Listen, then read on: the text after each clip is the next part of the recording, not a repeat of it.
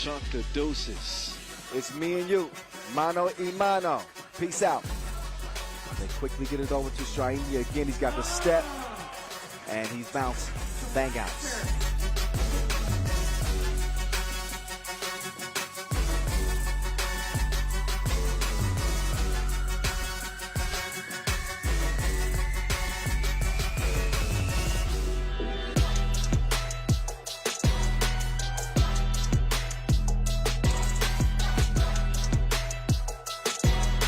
Keep that between. Oh my goodness! Bang on him, plus the foul.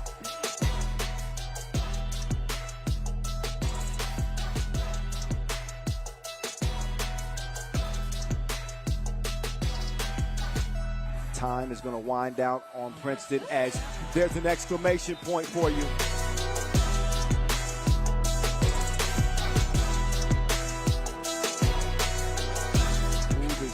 Wiped away that slow start. There's Strainia taking them to spin class.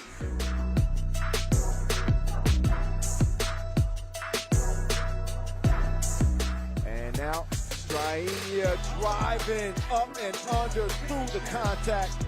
And one. Oh, stop and go, red light, green light.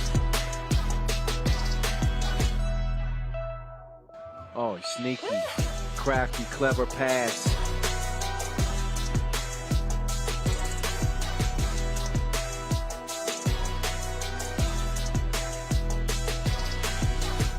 Red, rather, all red. Ooh. Strainia. Oh, lost his footing, got it back. Scoopy doop. And on comes Red now. Oh, flipped it over his shoulder like a backpack. What a setup for the two-piece.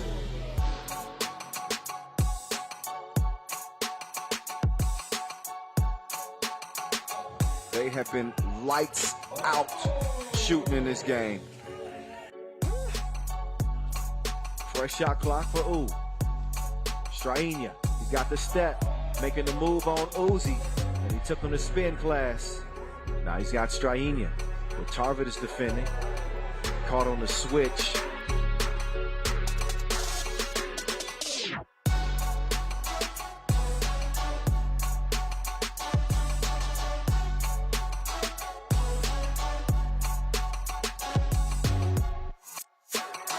Oh!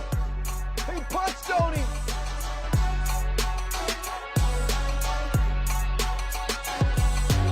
Nice turnaround for Marko Brankovic to get it started. Then the two-handed flush from Strainia.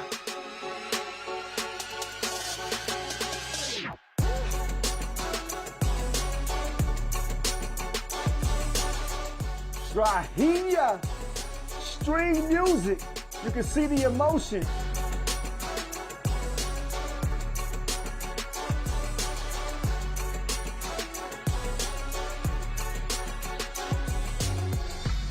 Stojacic doing his dance.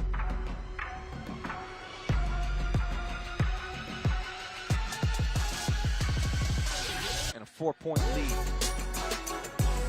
Stojacic reroutes, goes from east to west, and then he heads north. Stojacic turned the corner, got great position. Oh yeah, and finished with a lay.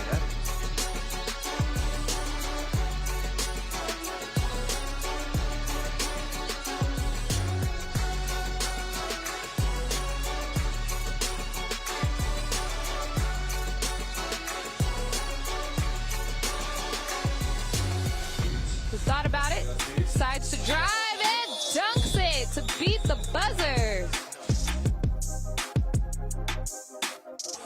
Blow by for Stojacic.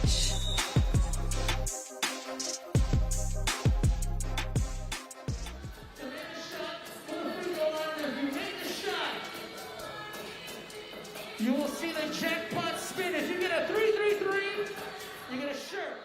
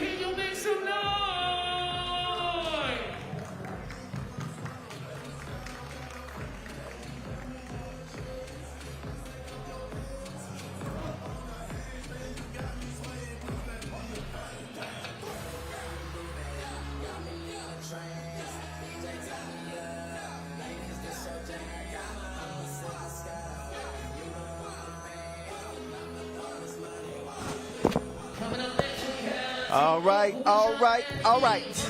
It's time to get back to the action. Hope y'all enjoyed that break. Y'all saw the most spectacular player of the year, Strahinja Stojicic, his highlights from 2021. We're going to see if he's got some highlights in this one. Coming up short against Princeton to open our action today. Now they will try to get back in the win column for the first time here in 2022 against the Swiss team Lausanne, who are sponsored by our official timekeeper, Maurice Lacroix.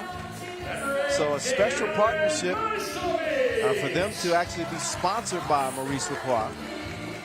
We'll see that Swiss team hit the floor here in a moment, but another look at who come out in red, and a little bit different look to this team than we saw in 2021 where they had Miroslav Pajcilic, but they come out still just loaded with weaponry. And Strahinja Stojicic, the most spectacular player from a year ago, the 3x3 legend himself, Dejan Majstorovic, looking to kind of find his shot again, to be honest.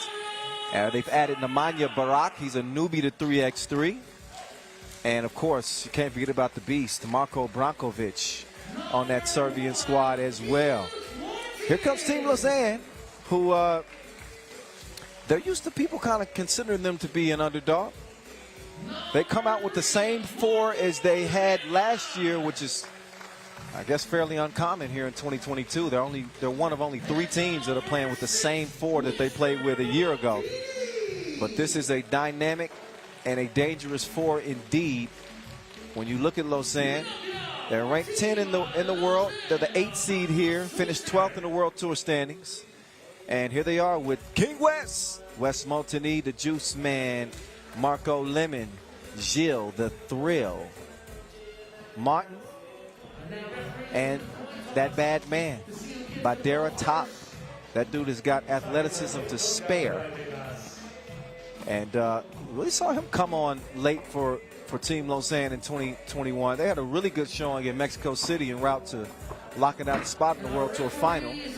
Of course, they didn't perform there as well as they would have liked to, but a new year brings new opportunities, and that's exactly what's in front of this Swiss team. They have not exactly fared well against UB. They are 0-3, dating back to 2019. The last time they met was at the Montreal Masters back in 2021, which again was an UB win. So there he is, Dr. Strange himself, Strahinja Stojicic. He's the full package. Long arms.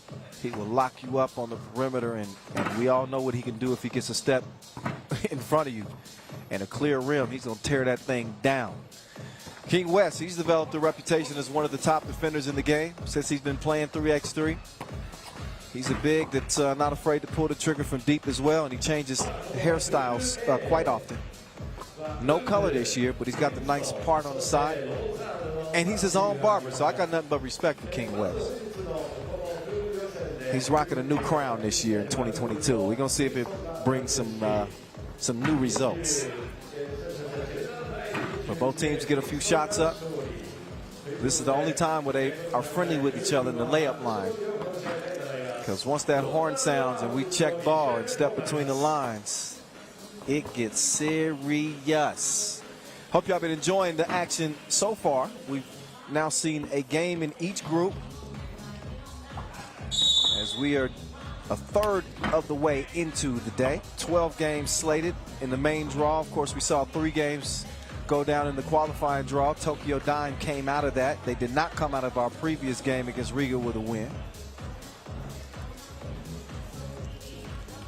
So UB also with a Chinese sponsor this year. UB is sponsored by Huishan NE, as is Liman.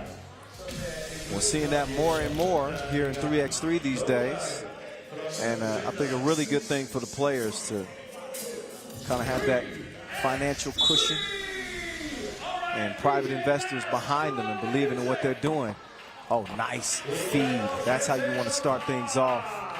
An easy lay for Dr. Strange. King West, too strong on his passes. He was trying to connect with the Juice Man. But another look At the delivery there from Marko Brankovic to the streaking Stojicic. Here's the maestro. He runs into a shoulder bump almost at his waist. That's because it came from Gilles Martin. He's vertically challenged, but that's the only area that he's challenged in. He is a dynamic player. Oh my goodness. I thought Strahinja was going to bang on him for a second. Instead, he drops it off to Barak. Oh, Barak. Oh, Liman. He was too anxious to make that pass. It's stolen away.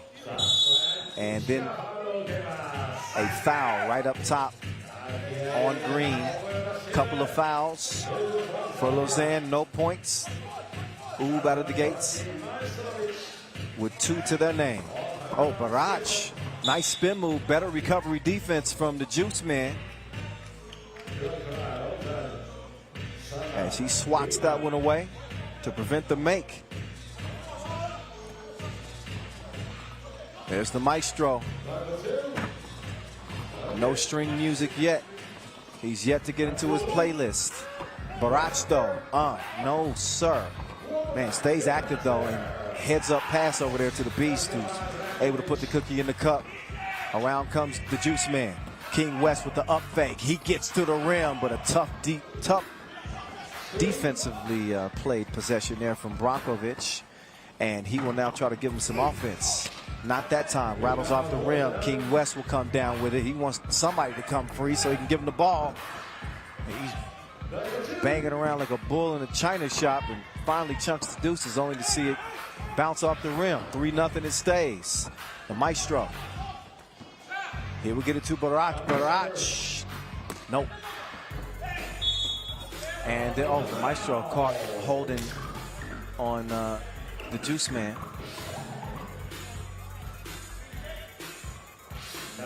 So while King West will get a breather, Lausanne will attack with Gilles, Bad Top, and Marco Liman.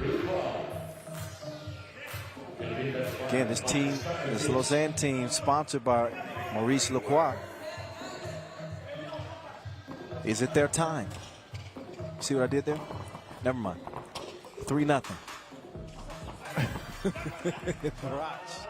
With the bucket underneath. 4-zip.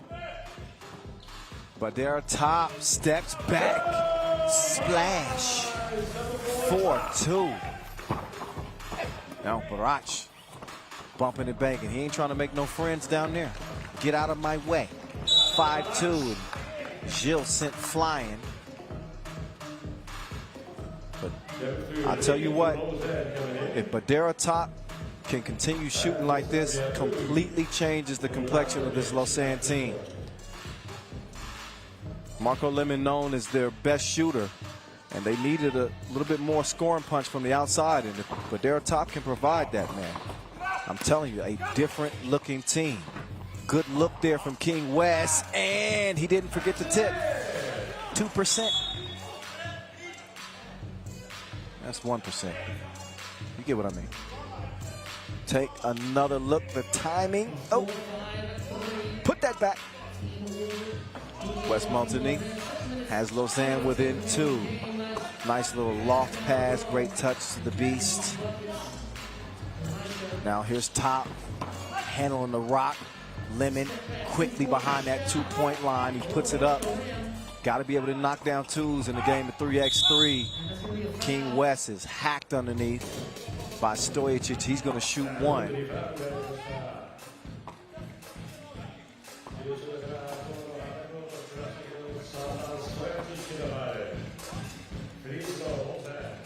So West Montagny at 35 years old, ranked number 1 in Switzerland.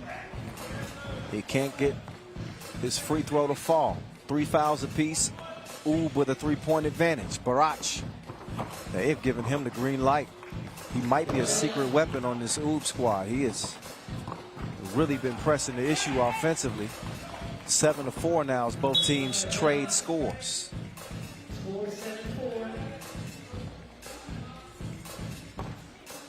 Shout out to our 2 Olympic DJs in the house, by the way. We started with DJ U, our a female DJ from Japan. And of course, last but not least, DJ Lads. He's the best thing from France since Tartatin. I don't even know about it. There he is. DJ Lads, man.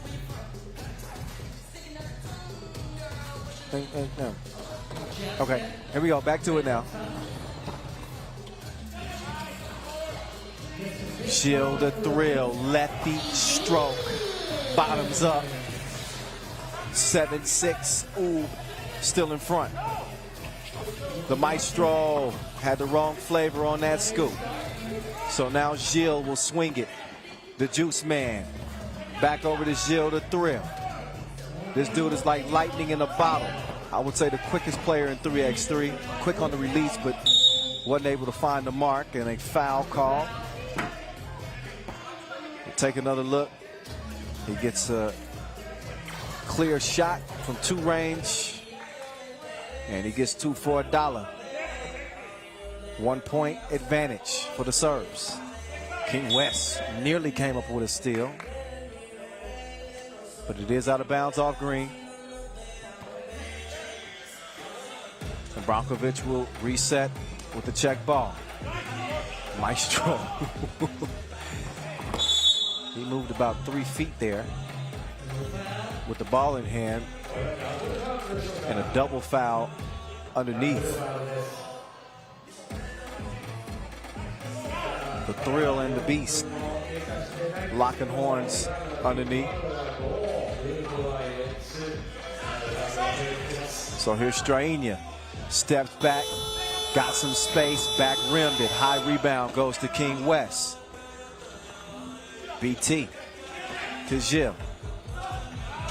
Martin on the move, the runner, no. Stojic thought about the 2 instead. He goes baseline. Nice ball movement leads to a good look. And there's the Maestro.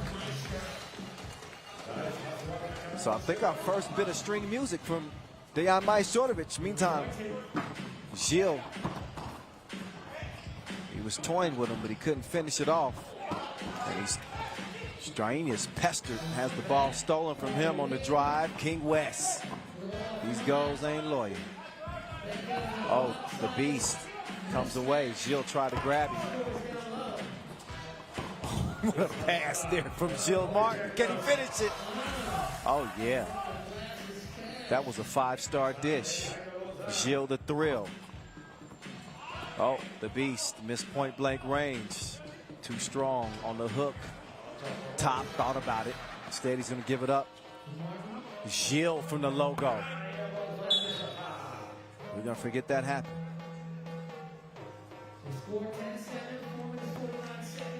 Take another look. Unselfish play there from Stojic. He's the key to that possession working. He had a layup attempt, but knocking down twos is the name of the game. Leads to a good look for the Maestro. That's some excellent offense from Team Oob. Only a 3-point advantage as we get into our second game in Pool A.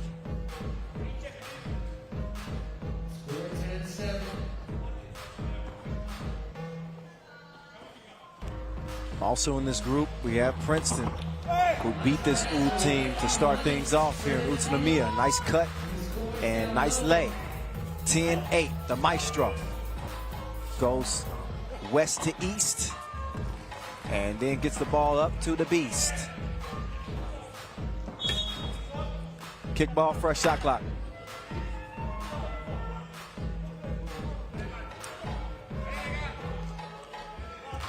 Obviously, Ooh playing with a sense of urgency here, because if they lose here, they're out. That's how it goes. I told you earlier, top 2 from each group will advance to play tomorrow. That's when $50,000 will be on the line. That is not a small bag, trust me. Gilles fading away and came up about a foot short on the 2-point attempt. Around comes Stojic.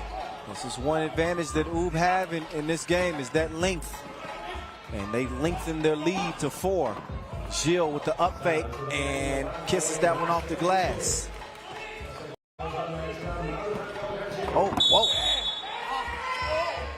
offensive foul. And that's not the first time we've seen Gilles Martin hit the deck.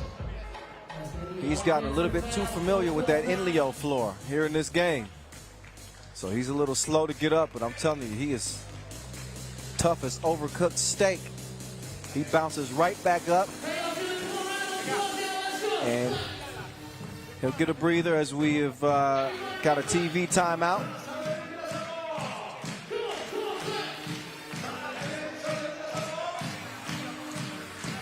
(12-9) game, 5 fouls apiece.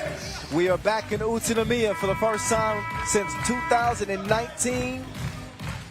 Here in front of the Futa Arayama Ginger Shrine. Iconic 3x3 destination. The first ever FIBA 3x3 World Tour Opener. It is a showcase with the top 7 teams in the world included. Bump in the bucket and some passion from King West. He drops the shoulder, elevates, and he goes off the glass. Can he complete the 3-point play? It's a no. Now his argument is that that was off red, but I don't think he's going to win that one. Ooh, although he might have a case. I always give our officials the benefit of the doubt. They are the professionals. I just talk a lot. There's Barach. He was met by Marco Liman, which looked like initially he was playing good D, but that is all arm.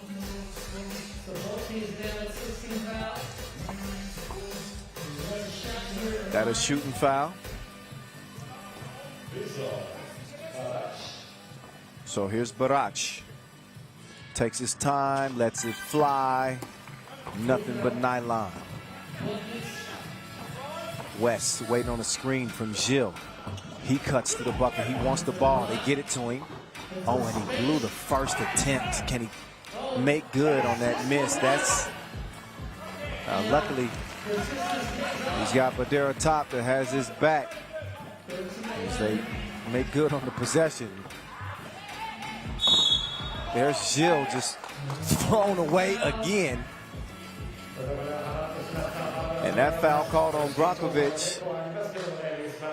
See him clearing away with that right arm.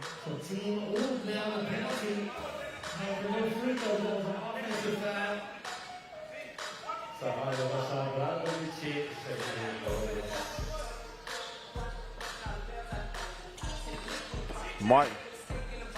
Oh, nicely designed play, just wasn't executed. So Gilles just a little off target with the pass placement. Turned over to Red. Only a 2-point game. Been a competitive day to this point. Now Gilles, good luck with that. Martin, that time couldn't knock down the 2. Maestro wide open. 15-11. Oob's got a little more breathing room. It's going to be green ball. Next defensive foul on Lausanne. They'll be in the penalty. Oob already there with 7.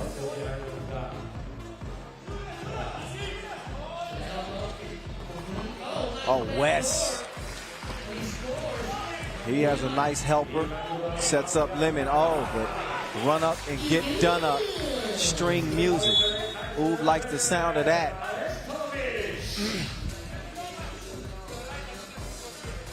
Take another look at the pocket pass from King West.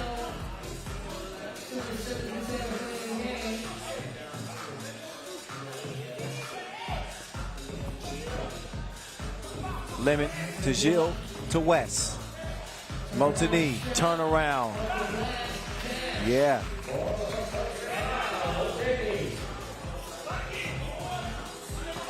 Barach, he'll kick it. Brankovic, no. West corrals the rebound. Liman couldn't get the lay to go. Look how quickly defense turns the offense in this game at 3x3.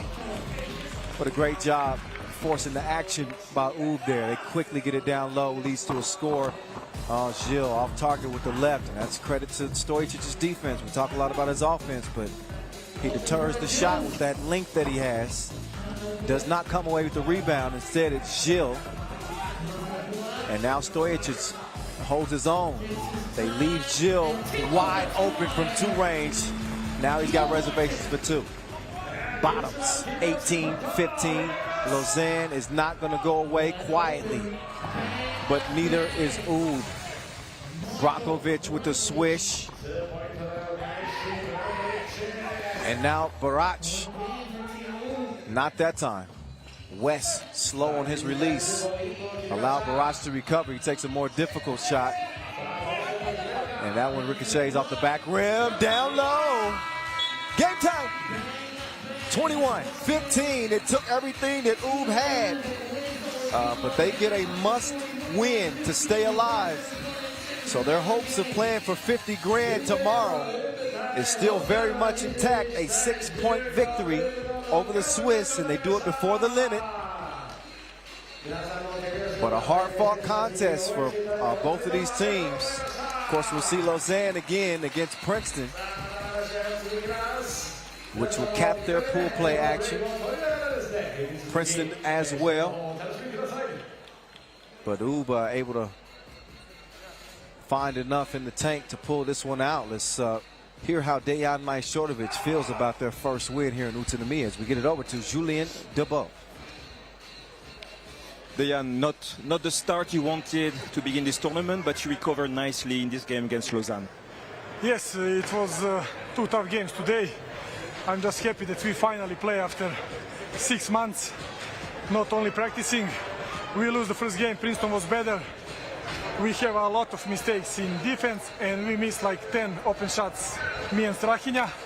But this is a very important win for us. I think with this win we are past the group for sure. So we need to be more concentrated tomorrow for the quarterfinal, and we are ready. You've won three times here in Utsunomiya. You also have fans just behind you. We can see a sign that says Majstorovic. Yeah, that's my fans from the first year. Exactly. Can you tell us a bit more about these fans that you've met before that every year show up with the Majstorovic sign? Yes, I met them, I think, 2016, first time when we was here. And next year they come with Majstorovic, and I was very happy. I talked with them. They're a very nice family, and I'm happy that I have that kind of fans in Japan. All right. Congratulations, man. Thank you. What can you say? He's a global star. He is the maestro, one of the most decorated players in 3x3 history, a key member of Novi Sad's success for so long, en route to them winning 4 World Tour final titles and 4 World Championships, and a class act indeed. I wish some people had some The Voice signs in the stands. Nobody listen to the broadcast anymore? What's up? Is my jealousy showing? Let me stop. Congratulations to Team Ub. Here's how they got it done against a very game Lausanne team. A game that was really kind of up for grabs. This was not what I would consider to be a dominant effort by Ub, but a necessary effort by Ub to stay in contention to go to day 2. You heard Dejan Majstorovic say that he expects them to most certainly be in, but that's, I'm assuming he's counting Lausanne out against Princeton. But it ain't over till it's over. You never know what could happen, and if it does come down to a 3-way tie, we will then go to total points scored between the 3 and determine who would come out of the group. So Lausanne ain't done yet. I don't want to put the cart before the horse, as they say. But the Swiss came out playing with some passion. Saw King West get the tough bucket underneath. Certainly like the effort from Badera top. But the size of Team Ub, I think, presented too many problems. And they were able to take advantage not only on the inside, but a couple of good looks from long range. And they weathered the storm from deep. And they take it by 6 over the Swiss. So Ub 1-1 in their 2 pool play games. Now they got they can do is sit back and watch that Princeton-Lausanne matchup set to come up later on this afternoon, 5:55 local time. But meantime, we get back to the action with Team Antwerp and maybe the most intriguing team on the tour this year, Team Jeddah. So we'll get to Jeddah in a moment, but we'll get back to Antwerp. Again, the number 2 ranked team. No signs of a sophomore slump in a small sample size, obviously just one game. But it was good enough as they beat Vienna in earlier action. They come out with Rafael Bogerts, who was a hero for this team at the Olympic qualifiers. Remember his game winner to Bolt Vorvort, who was just unbelievable in the qualifiers and the Olympics themselves, where he had 3 buzzer beaters. And Nick Sellis. That is a hell of a dynamic duo. When you look at Sellis and Vorvort, who are locking horns, that's a unique way to get ready for a 3x3 game. They're pushing each other. Anyway, we're gonna see if they can go 2-0 and take the top spot out of the group. That is going to be easier said than done. Trust and believe against the 7th-ranked Jeddah team. One of the most unique collections of players on the tour this year. Coach Alex Kuntz decided to shake things up a bit. Kept Nemanja Draskovic, who was MVP of that Prague Masters last year and Jeddah's first ever win. He and Ovidio Vedanauskis come back from last year, but did you see that face? Yes, that is a familiar face. Simon Pensgaard, the Sphinx, 42 years young. The only player in the game's history to play in all 11 editions of the FIBA World Tour. He can still flat out play, ladies and gentlemen. Longtime Slovenian star, longtime member of Team Piran. He is back in business with a new team across his chest. But he's not the only new member. Another dynamic addition to this Jeddah team is Darius Tarvatis as well. He brings athleticism, a lot of skill. Did a lot of great things for Lithuania. Actually helped him take a silver medal at the Europe Cup last season. So, man, this is going to be a really, really, really difficult challenge for Antwerp with no substitute and just looking at the wealth of talent on this Jeddah roster. They know how to get it done. That is without a doubt. That is one dude that can definitely get it done. OV will go OD on you in a minute. Ovidius Vedanauskis, man, he put on an absolute show in Prague last year. Hit the game winner, and historic first ever Masters win for that team as he made his return. He used to play for Team Vilnius. So, you know, Jeddah's known to have a collection of players from kind of all over. And here you have a couple of Lithuanians. You got a Serbian and a Slovenian. It's a melting pot. 10, 9, 8, 7, 6, 5, so here we go. 4, 3, Antwerp, Jeddah, game on. Pool B. The 10-minute clock is running. Nick Sellis. He's hacked on the way up. You better believe that Sellis is going to try to take advantage of that matchup against Vedanauskis when he gets him down low. Sellis standing 6'4", 6'5", against the 6'2" Vedanauskis. And Sellis is going to make it count at the strike. Nemanja Draskovic, I think this dude is sneaky dangerous. A much better ball handler than you would assume, and a stone cold shooter as well. There's Bogues. Tarvatis has it swiped away. Quick hands for Must See TV.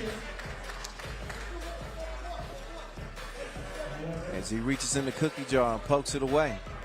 But I really like the size and athleticism. And when you look at Draskovic, Pensgaard, and Tarvatis, I think that these guys really have similar skill sets. They can take you off the dribble. They can shoot, good length on the offensive glass. And when Veranauskas is on, it is hard to turn off the faucet, if you know what I mean. A couple of drops in the bucket from deep. Tarvatis gets Jeddah on the board. That was deeper than Andre 3K. Must-see TV. Nearly from the out-of-bounds line, he hits that one.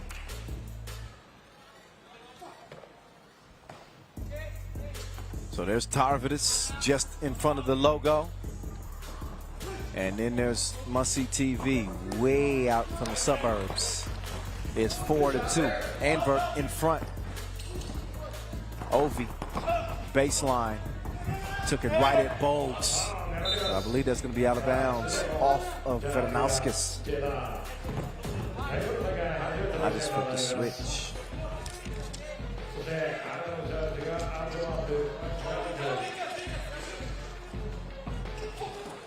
Good movement here as Tarvatis is uncontested at the rim.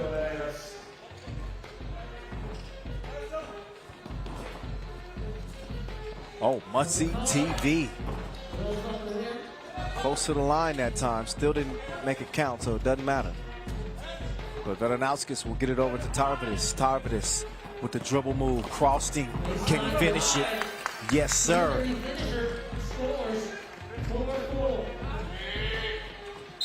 Four-piece, and Tarvatis called for the intentional foul. That is unsportsmanlike, as you can see from the signage from official Marcos. So you know what that means. 2 free throws for Nick Sellis.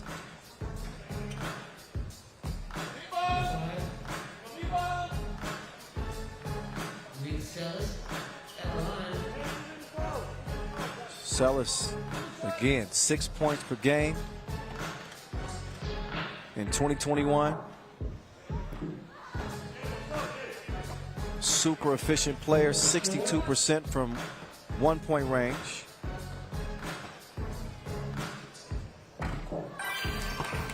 And he's good to give Antwerp a 1-point advantage. 2 minutes in, and there's our first sighting of the Sphinx in a Jeddah jersey. Pensgaard defended Sellis. Sellis dropping it off to Vervoort. Vervoort attacking the rack. Great touch, high off the glass.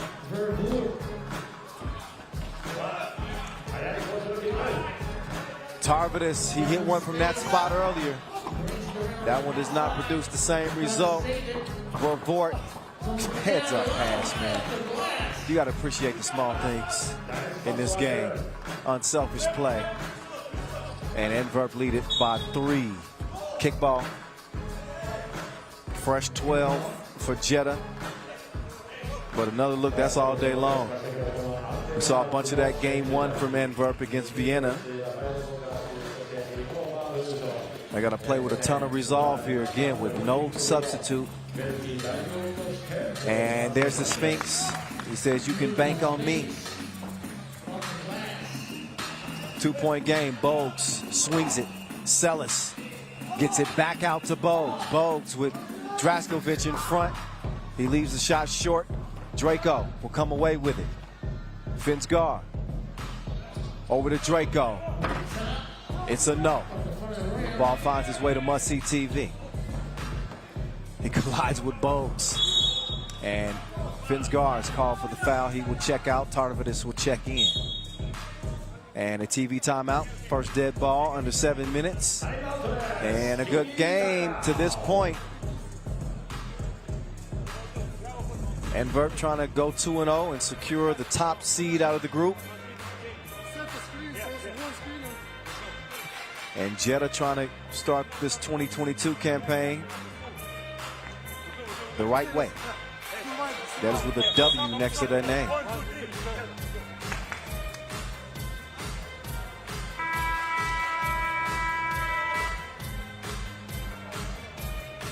So if you're wondering why Antwerp does not have a 4th, Thierry Marion is injured, and then they replaced him with Kasper Augustinian.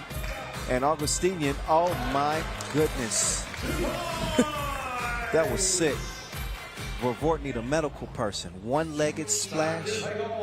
Who do you think he is? Luka Doncic or something? He completely just threw off my train of thought. I can't even talk straight now. He goes straight to the rack though. Finishes with the Frito-Lay. 10-5. Approaching the 6-minute mark, and that time Vervoort is called for the shove. Only the first foul on Antwerp. What a beautifully played game by the Belgians to this point. They lead it by 5. They just picked up the first foul over 4 minutes into the game. Oh, Bogues blew a tire. He still manages to get it down low to Nick Sellis. And he bodies Ovi underneath. Tarvatis wide open. And he cashes in from the deep end. Vervoort, nice look on the setup. Sellis misses the first time, but he makes sure not to do the same the second. Tarvatis, man, he's going to work now. He's got a couple of 2 balls. That layup right there, he's done most of the damage for Jeddah. So they have welcomed the Lithuanian with open arms.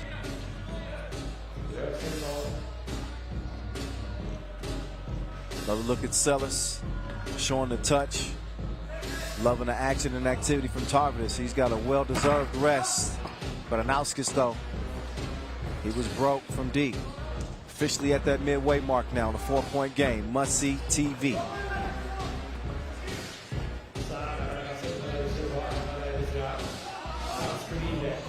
Here's Vervoort, driving.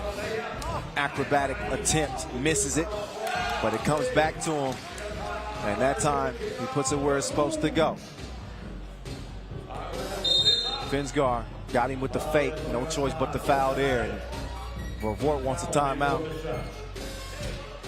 He's in top physical condition, but at 24 years old, and the unrelenting action and the unrelenting pace of 3x3, throwing the fact that they don't have a substitute. And it is a much-needed rest for the Belgians. They lead it 13-8. 4:34 officially left here in this contest. Our first look at Jeddah. Our second look at Antwerp.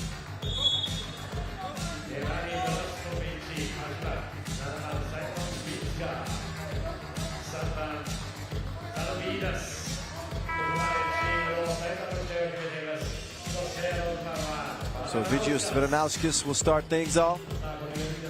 Over to Darius Tarvatis. Back to Ovi. Ovi decides to take him out to the deep end. He nearly wedgied that one.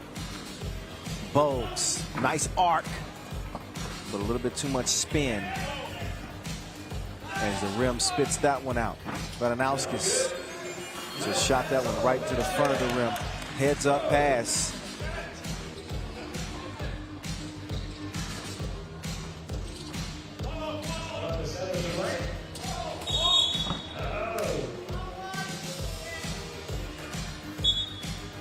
Vervoort heats up. Actually got a challenge here from Pensgaard. It's a heads up play. He was sitting on the bench and did not feel like that last possession for Antwerp was clear. So there's a chance that that bucket could be wiped away. That is not the play that's being contested right now, but it was that previous score that gave Antwerp 14 points.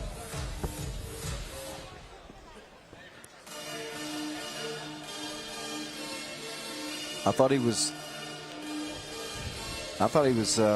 making a clearing challenge, but it appears it was an out of bounds challenge. No, there we go. It was a clearing challenge, and this is exactly what they're looking at. I don't think he did. Let's take a look. I don't think he possessed that ball beyond the 2-point arc. So that last Antwerp bucket could very well be wiped away. And as you can see, Sellis, when he receives the ball, he's got 2 feet inside the arc on that quick entry pass. So that comes from Simon Pensgaard, watching a lot of 3x3 and understanding the rules. He does not have, you don't have to wait until 2 minutes to challenge on a clearing challenge when the offensive team scores. And we got a TV timeout.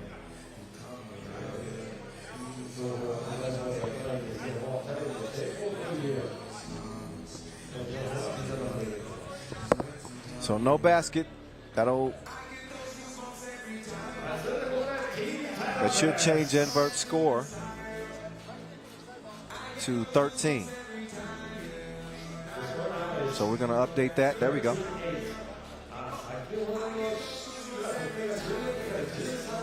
So through 6 minutes, with all the offensive talent on this Jeddah team, it hasn't quite come together yet. Sometimes it takes a while. But they come from a city where 3x3 is growing exponentially. We've had 2 finals in Jeddah last year and 2021. Of course, the final will go to Abu Dhabi this year. And they put together some competitive teams. Oh, man. That's one that Sellis wishes he could have back. That was an easy layup. Oh, Vedanauskis. He made the move on Bogues. No choice but to foul him. Vedanauskis took 5 years off from 3x3 before getting back into the league last year. He was one of the most explosive offensive players, especially in his younger days. He can still get it done. And how about Pensgaard? He got more fakes than a bootlegger.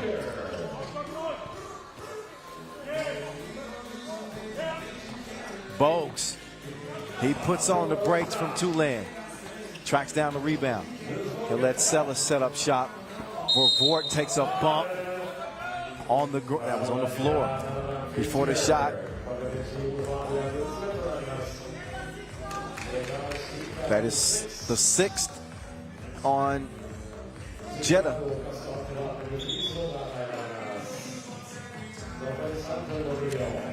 So no more to give.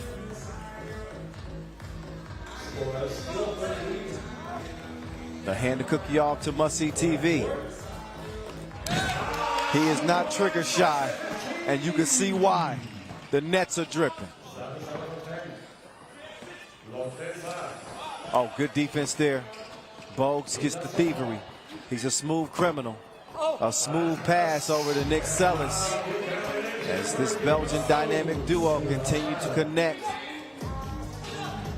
Vedanauskis passed. Sellis in the process of the shot. So Vedanauskis will shoot. He's got 1.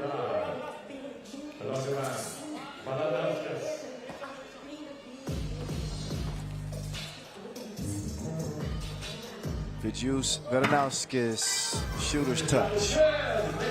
Jeddah within 6, but it is only 2.5 minutes remaining in this contest. And they got to deal with that. 2 for $1. Bogues making it an 8-point lead for the Belgians. Vedanauskis got the step, finishes with the lay. But still a comfy lead for Nick Sellis and company. Clark Kent to Must See TV. Late in the shot clock. Force there. And ball over to Jeddah. But a deep 2-strike from Rafael Bogues. He can do that for you.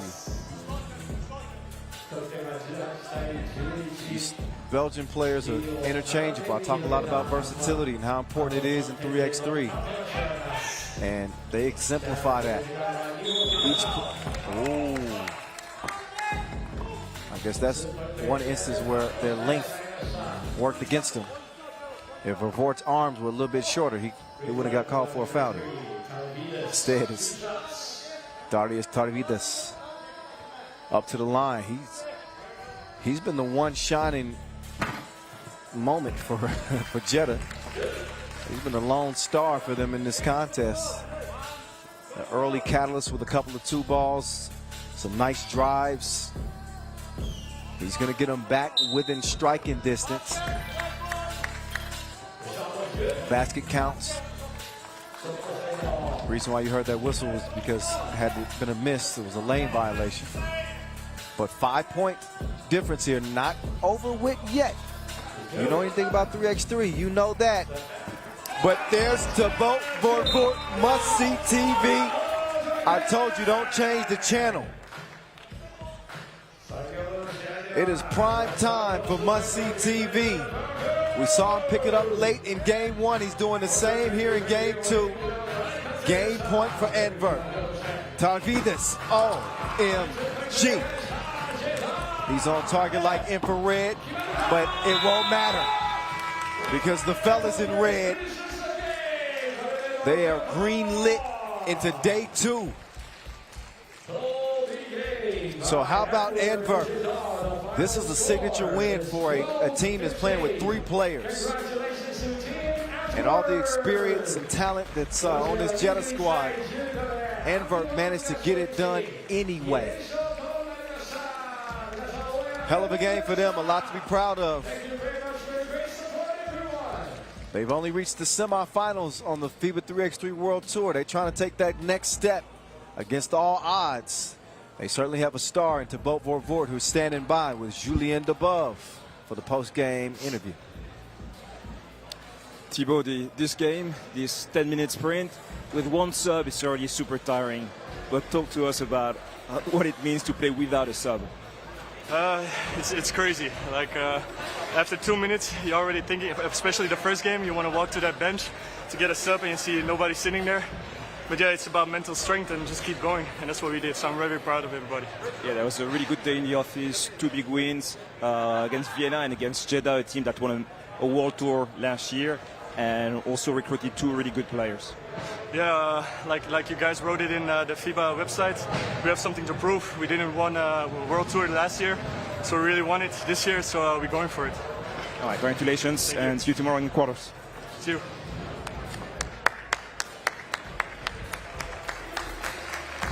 Yes, sir. We will indeed see them in the quarterfinals.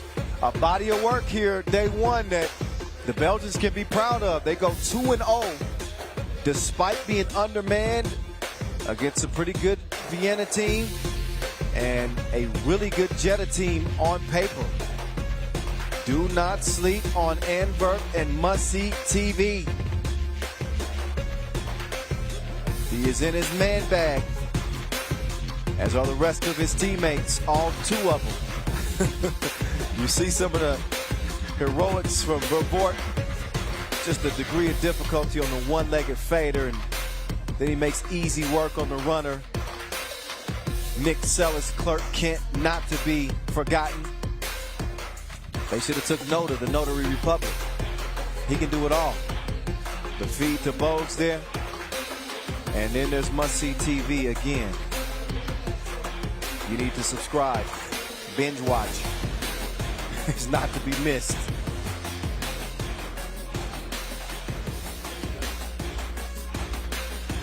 There's must-see TV, doing his thing from long range.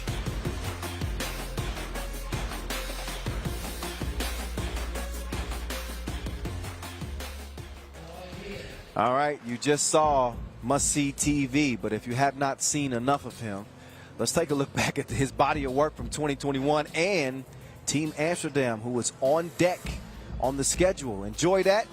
We'll be back at 52 after about 10 minutes. Stick and stay. More FIBA 3x3 World Tour from Utsunomiya on the way.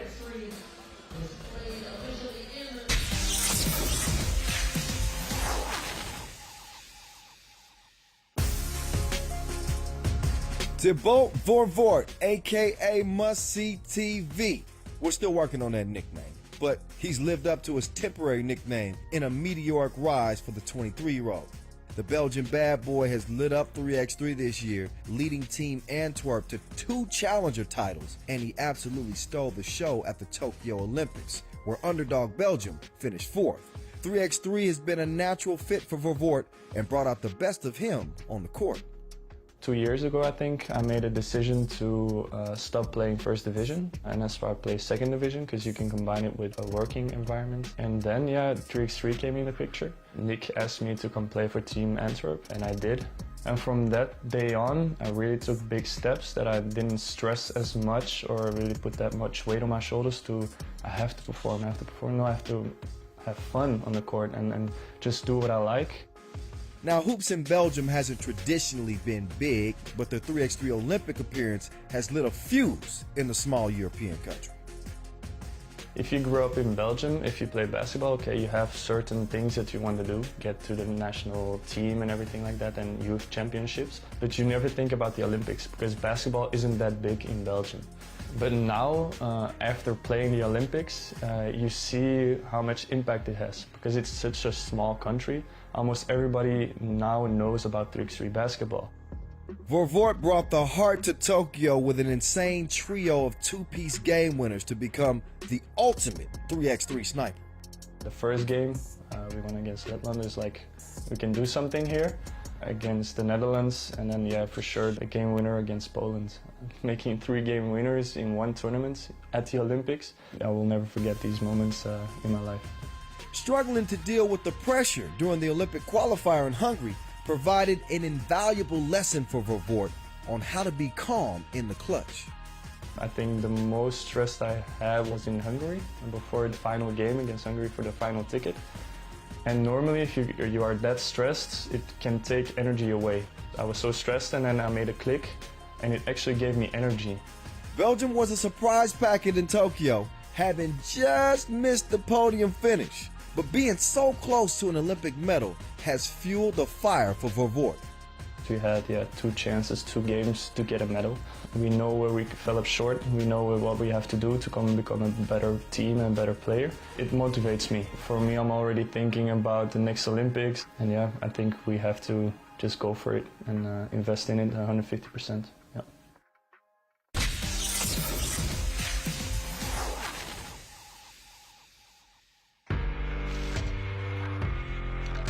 Team Amsterdam is a team in transition, with the retirement of great Jesper Jobse opening up a roster spot. The Dutch Masters decided to look abroad and quickly secured the services of outgoing Liman star Maxim Kovacevic. This year we started with Maxim Kovacevic from Liman. He came to join forces with our team. Obviously Liman is already at the top and we're aiming for it, so I think he likes to take the challenge with us, and we do as well with him. It was not easy to accept the role, you know, especially after the games. You played good, after the tournaments you played good, but I have a full understanding for the team Liman. In a conversation we realized it would be best for me to find some other team where I can show up, because I think in that 1 year I showed myself, gained some experience because I had never played before. So it was a good background for searching a new team, you know. I think we wanted to make a next step, and with losing Sjoerd and Jesper, we were looking for something. And of course we wanted to stay in the top 8, so we needed something special, I think. And we got in contact with Maxim, and I thought it was a win-win situation. Kovacevic had long been impressed by the always competitive Team Amsterdam, who had earned the respect of every team on the tour without being able to conclude on the last day. I always saw Team Amsterdam as a really professional team. Every single tournament they were so close, but at the same time so far away from the winning or to make some important achievement, you know. I approached them, everybody were really excited. From Team Amsterdam, from coaches, from players, had a really good feedback from the beginning. The sharpshooter's already making a difference on and off the court, bringing important intangibles to the table in what has been a perfect marriage so far. For me personally, I think one of my Biggest thing I have to learn is that I have to calm down during the game, and well, he's been helping me a lot with that. Well, he brings a lot, I think, a lot of experience, a lot of knowledge. I think he's already bringing us to a next level, especially on the ball screens and like reading the game.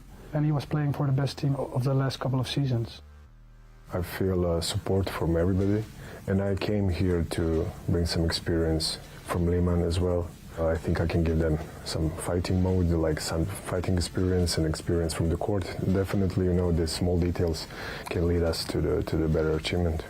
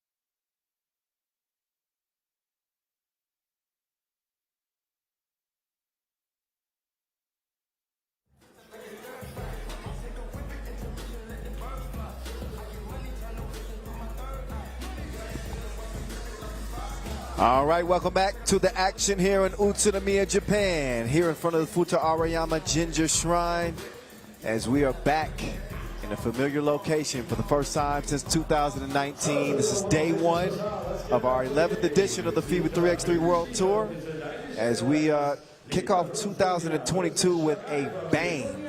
6 more contests remain. What's good? Welcome. Kyle Montgomery, aka the voice of 3x3, in your ear. We're having a good time. We're having a great time. So far today, though, There haven't been many shockers or many upsets, maybe outside of Antwerp, who are playing with 3 players who still managed to go 2-0 through pool play.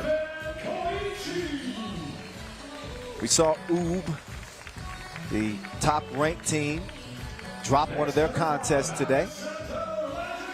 And you're seeing Liman hit the floor right in front of you, not just any Liman team. This is Liman Huishan NE, who got past Utsunomiya BREX in Pool C play earlier. They got an opportunity to go 2-0 here in group play. And as you know, $50,000 are on the line for tomorrow. Here they are. Naboisa, the killer, Kilian. Stefan Koic, the sniper. Mr. Clamps, Alexander Ratkov. And Mihailo Vasic, a.k.a. the Manimal. Half man, half animal.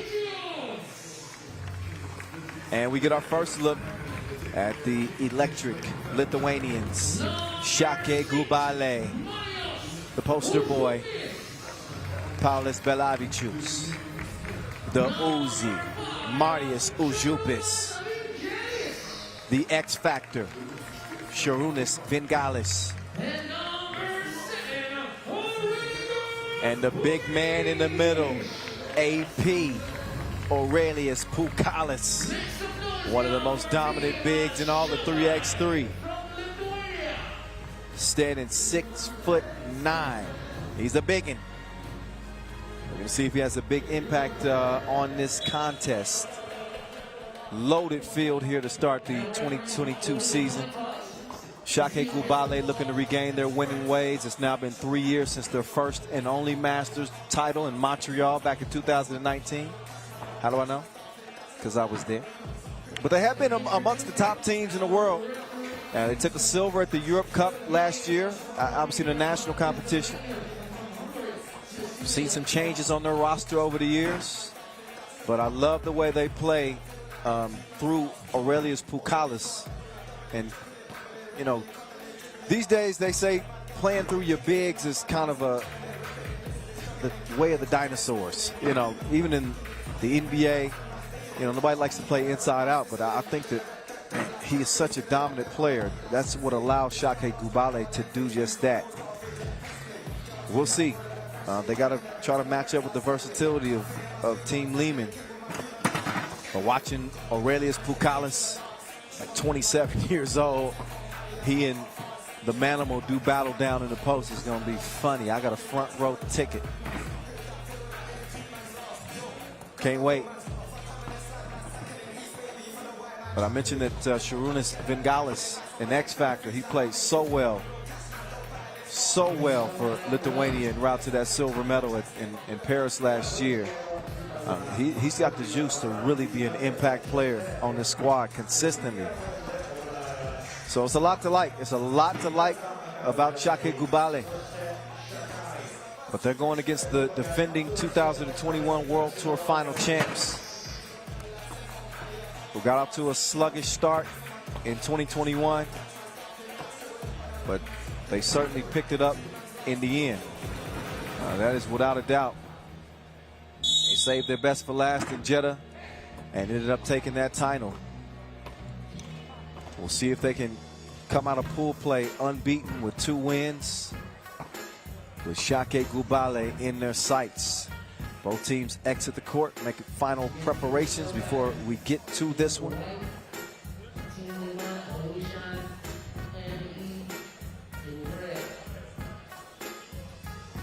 And Liman, Huishan NE have won the coin flip, so that means that they will start with possession. Some hurried handshakes from Šakiai Gubale as we get to it. And there we go. Didn't I tell you this is the matchup? Vasque and Pukalis. Kilian. Couldn't get that one to go. Belavičius to Uzi. Užupis back to the poster boy. Oh, man. Rim spit that one out. It was halfway down. Ratkov getting to the baseline, but he lost.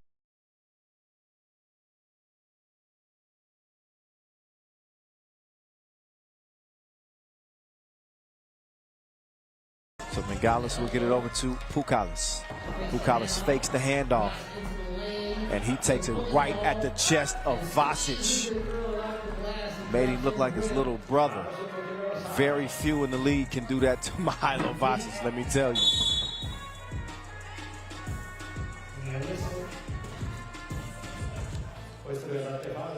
So Šakiai Gubale, they draw first blood in this one. And they are back on the attack. All guards on the floor for him now. Bengalis making his move, elevates on Ratkov, and that shot rattles out. Vasic, again, good for 73% of his makes from 1-point range in 2021. And he's got the touch right there from mid-range. Bottoms. That foul called on Kojic. No argument from him. But another look as Vasic turns around and knocks it down. A Europe Cup gold medalist and an Olympian. He and Ratkov, bronze medalist in Tokyo, looking to continue to build upon their legacies that they created in 3x3.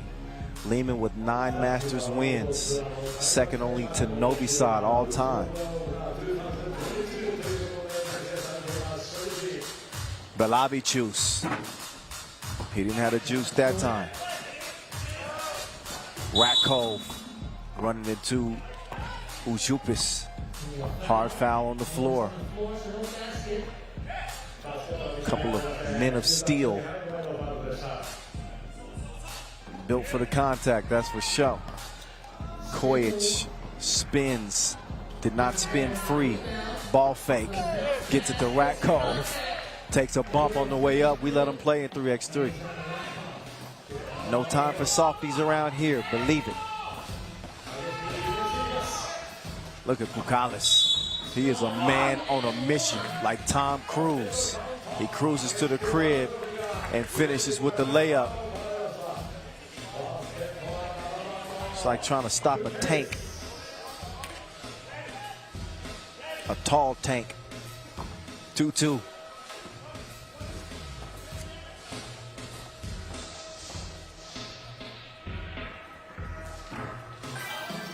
And AP makes it count from the strike. 1-point game. Kilian, oh, nice spin move. Couldn't finish on the left side of the bucket. Now he's got to try to stay in front of Bengalis. He will give it over to Ujupis. Front rimmed it. Ball back over to Red as Kilian will get it to Ratkov for the clear. A lot of contact on his way to the cup, and he's going to be shooting one from the line. And Ratkov was one of those guys that does every job that he's asked to do. Set screens, defend, knock down shots, whatever. It's a big reason that Liman has had so much success over the years. He has been a constant for this squad as he comes away with the rebound. He'll get it to the sniper, Kojic, who, man, he's shooting like he got a scope. 5'3". Range. Belavicius had the range, but he's out of service. Push call. As the fouls are starting to accumulate almost as quickly as the points are.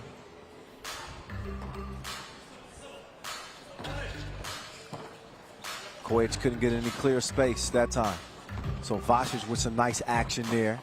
And he gets it to Kojic, and Kojic moves Pukalis out of the way. People forget that Kojic stands about 6'7". He's not a small dude. He just gets bullied though. Oh my goodness. He said, you a lightweight. 6'4", this is the heavyweight division. Yeah, he's a different animal. He's a different beast. So Pukalis gets Šakiai Gubale within 2. Breaking the action as we are under 7 minutes. That is a TV timeout.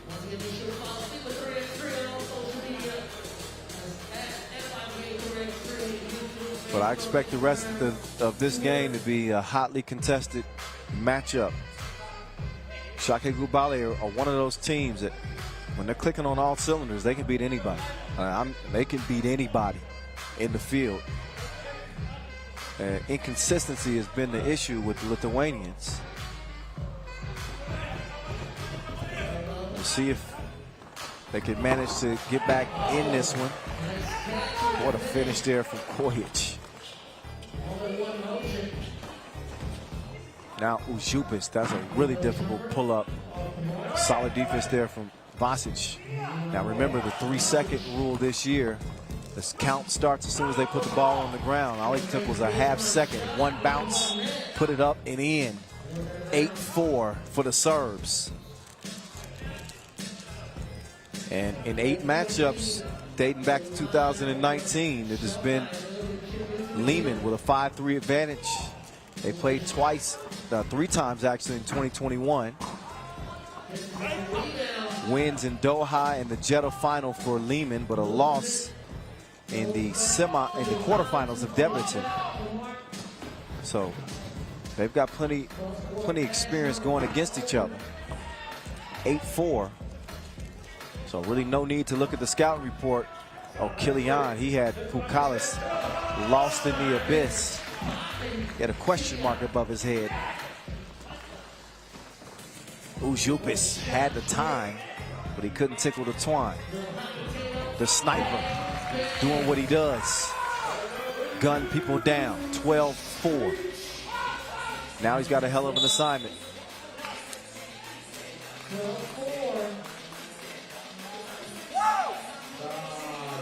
Another look at the 2-point splash from Kojic.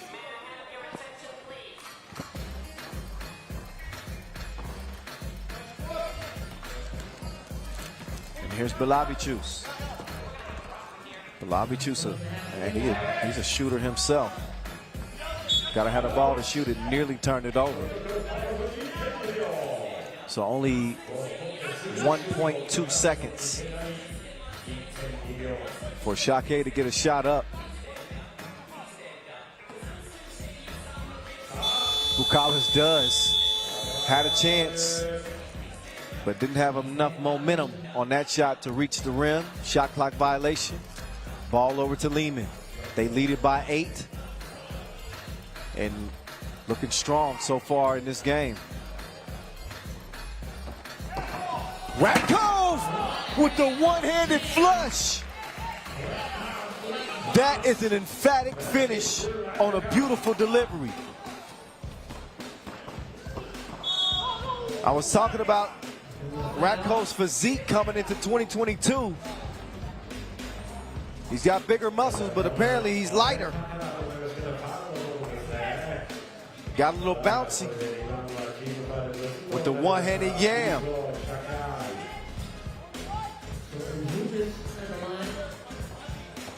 Meantime, Ujupis, he's going to miss his free throw attempt, and then we get Pukalis tumbling to the ground. And who's that? Yeah, the manimal on the ground underneath him. He's the rubble, like a skyscraper falling on top of him. Vasic whistle for the foul. That's 7 on Liman, so now 2 free throws will follow for Aurelius Pukalis. And he's going to make good on the first of 2.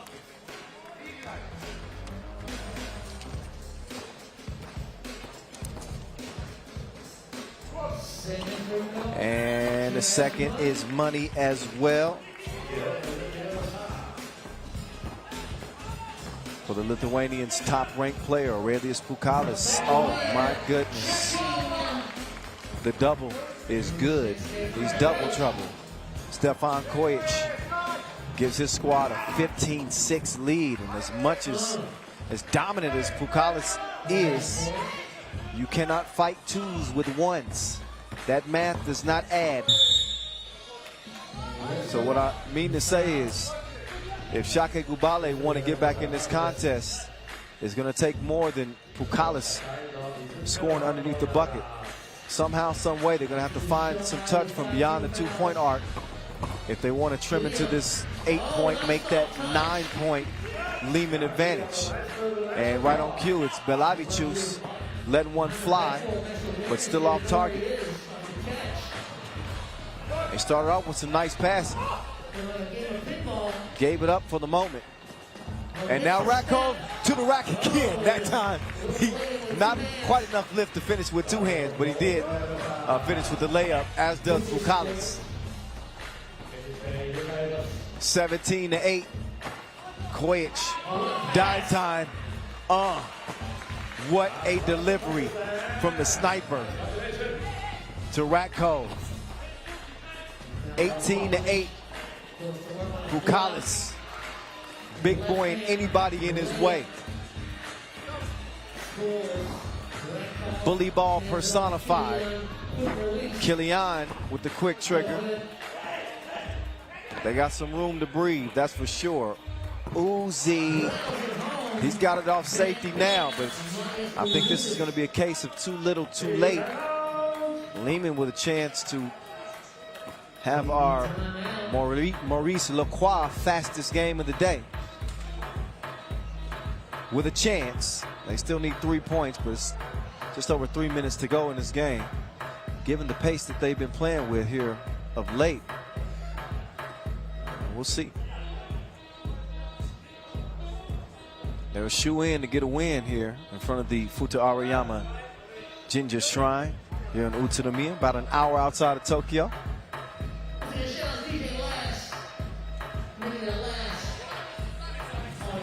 City is famous for the gyoza dumplings and a very attractive town that you can have a lot of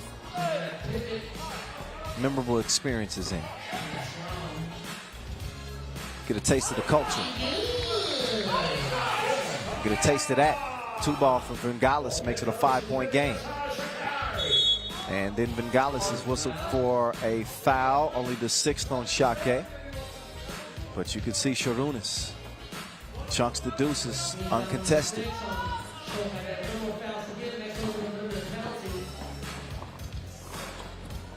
Look at that defense there from Marius Ujupis.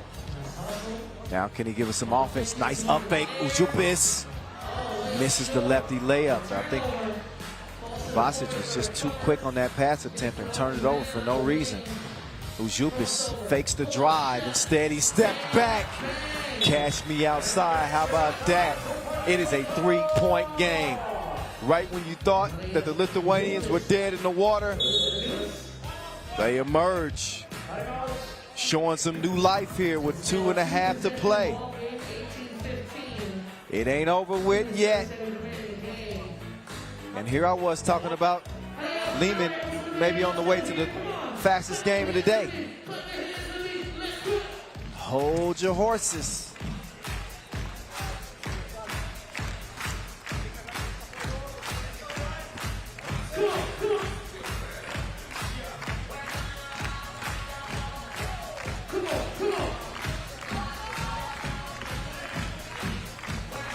Shout out our official MC.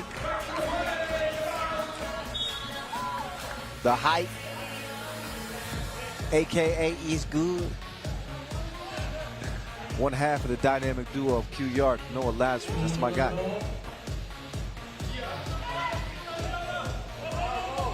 DJ Lass and DJ U keeping it jumping here in Utsunomiya. We've managed to avoid any rain showers today. Wind's starting to pick up a little bit. We'll keep an eye on it. And I'll knock on wood just to make sure that Mother Nature continues to cooperate. So a 7th foul on the Lithuanians.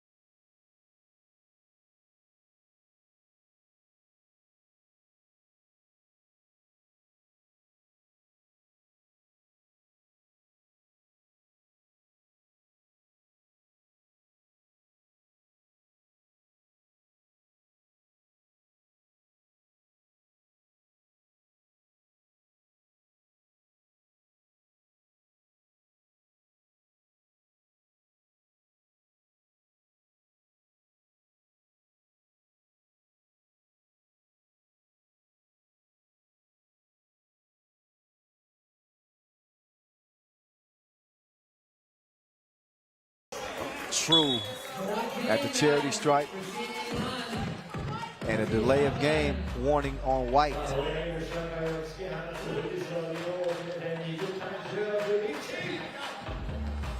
2 would make things interesting. Uzi, he's letting off 20-18.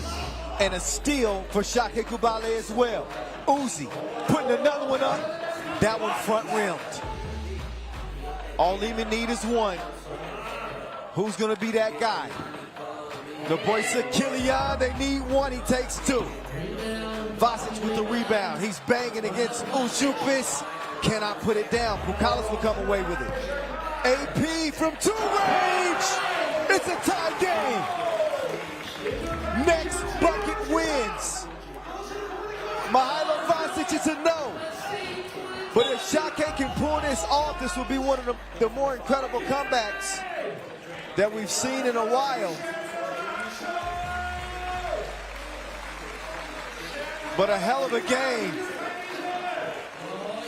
And they got nerves of steel. First, it's the Uzi, and then it's Pukalis. Just over a minute to go. Knotted at 20 apiece. Koichi, you can tell he thought about it instead. He slices to the cup, and he finishes things up.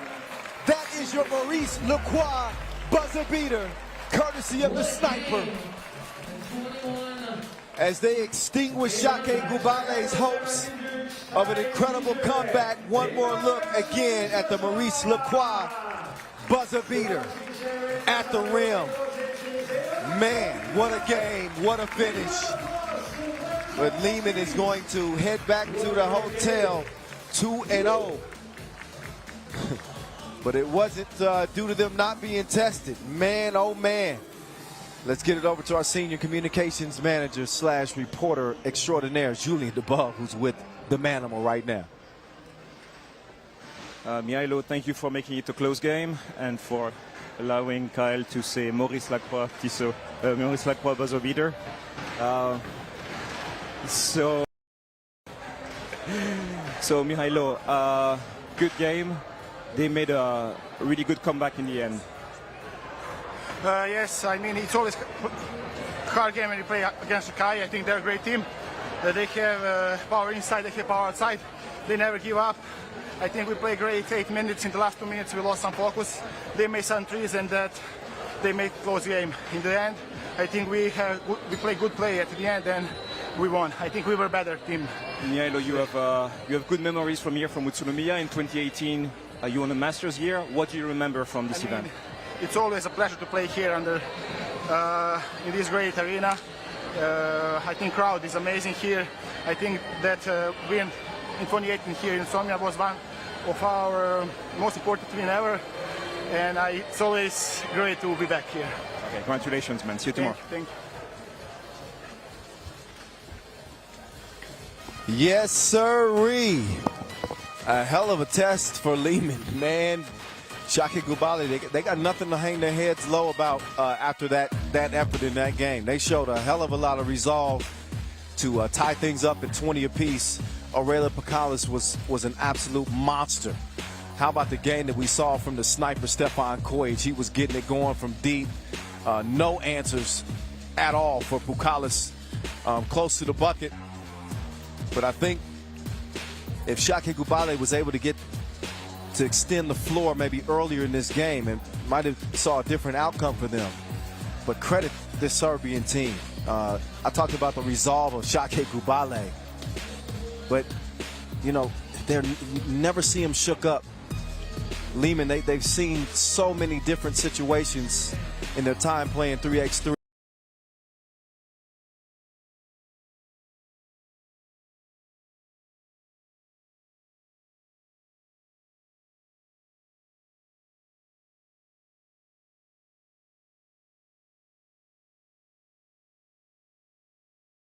He wreaks havoc off the ball, but here's where things started to change a little bit. It was a 5-point game, and a big 2 from Ujupis and Belavicius cutting to the bucket.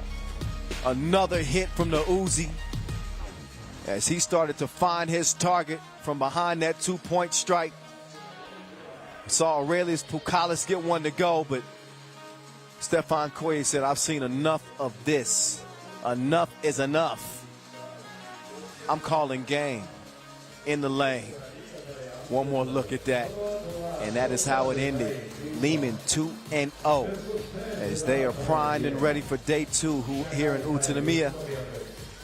And we still have obviously some business left to handle as we get into more pool play action.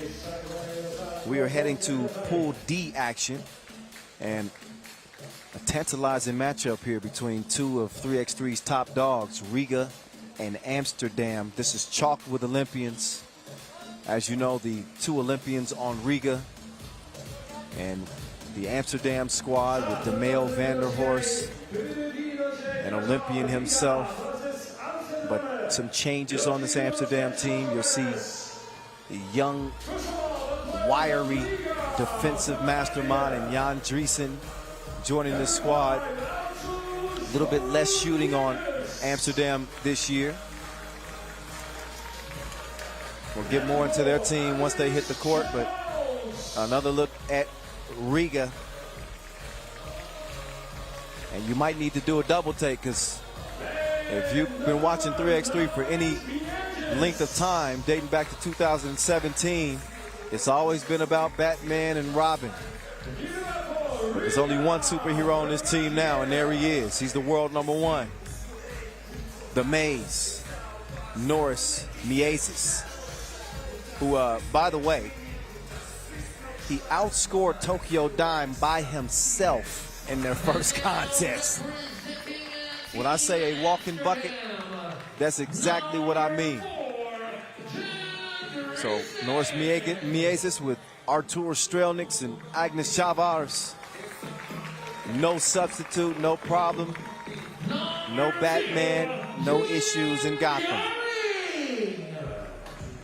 Here come Amsterdam now, and there's Jan Driesen. Here comes Juice, Julian Jari. Athletic will yam on you in a second. They got the sharpshooter Maxim Kovacevic, the Serbian, on this Dutch team. And DeMeo van der Horst, the lone Olympian on this Amsterdam squad. A lot of folks want to know if Dime's going to make that leap from really, really good to great player here in 2022.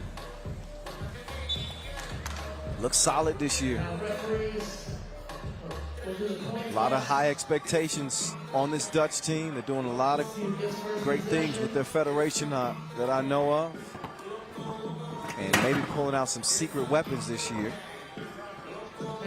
But shout out to the Netherlands in general. We'll be going to Utrecht for one of our Masters this year. So looking forward to that as a part of our record 13 Masters schedule here in 2022. Ref Marcos and Ref Vlad. They will be the men with the whistles, making it official. Man, there's a lot of pressure that comes with being the world #1. But this is a guy that does not wilter under the spotlight. Norris Miezis. We've seen his heroics over the years in building Riga into what they've become, which is an absolute powerhouse on the tour. They took the mantle from Novi Sad, and for a long stretch were considered the best team in the game with their duo. And Norris Miezis has proven so far that, you know, he can carry this team to victory, even with the odds stacked against him. There's DeMeo van der Horst. I remember when he was the young lion on the team. He's now the veteran at age 30. Dimes making his 2022 debut. Jan Driesen, watched him come up from the youth competitions playing for the Dutch national team, U23. Sister plays 3x3 as well. He's even been my broadcast partner a couple times. Oh. Maxim Kovacevic. Let's hope that we didn't see that on camera. He tried to throw one down, and he came up about a foot and a half short. Stick to what you know, Maxim. Shoot the ball, man. I don't want to see any more dunk attempts from you. Oh, man. All right. We just having some fun. We heading down the final stretch here, day one. What's good, good people? Kyle Montgomery, a.k.a. The Voice in your ear. You know how we do. Seventh year on the tour for me. Started back in 2015, and somehow, some way, they still hired me. I might be doing something right. A few things wrong, too. Happy to be here in Utsunomiya as we get back to it. Here we go. Riga, Amsterdam, lacing them up. 10-minute sprint is on. Tarvatis to Miezis. We're going to see if that scoring tantrum continues. Just missed the mark that time from 2 range. Now Dimes, plenty of space. Oh yeah, he's already won. He's the alpha lion out here as he gets him on the board with the 2. Miezis, he crossed him.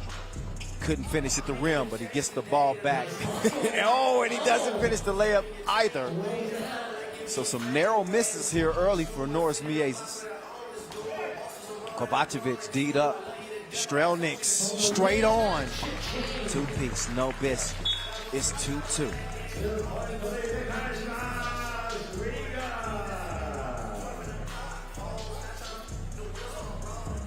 Look again at Strelniks. Left alone. Kovacevic up fake. He's got Dimes on the left wing. He thought he had a clear lane. And Strelniks is called for the foul.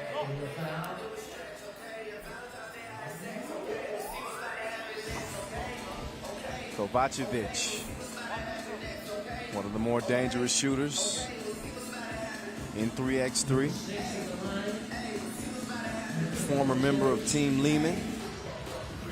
And he's found a home with Team Amsterdam. They need that scoring punch from him from outside the arc, and that is what he brings. I like the matchup between he and Artur Strelniks. Miezis with a desperation shot late in the shot clock. And that one obviously comes up short, out of bounds over to Amsterdam. Should mention that Amsterdam won the opener last year in Doha, their first Masters win. And there's Strelniks getting strings from the left wing.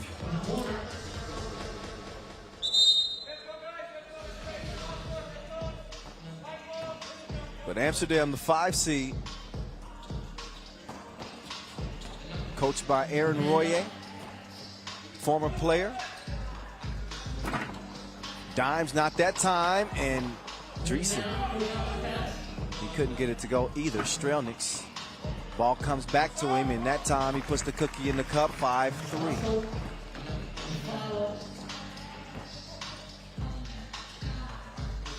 Dimes will give it up. Dreesen, this is where he's got an advantage.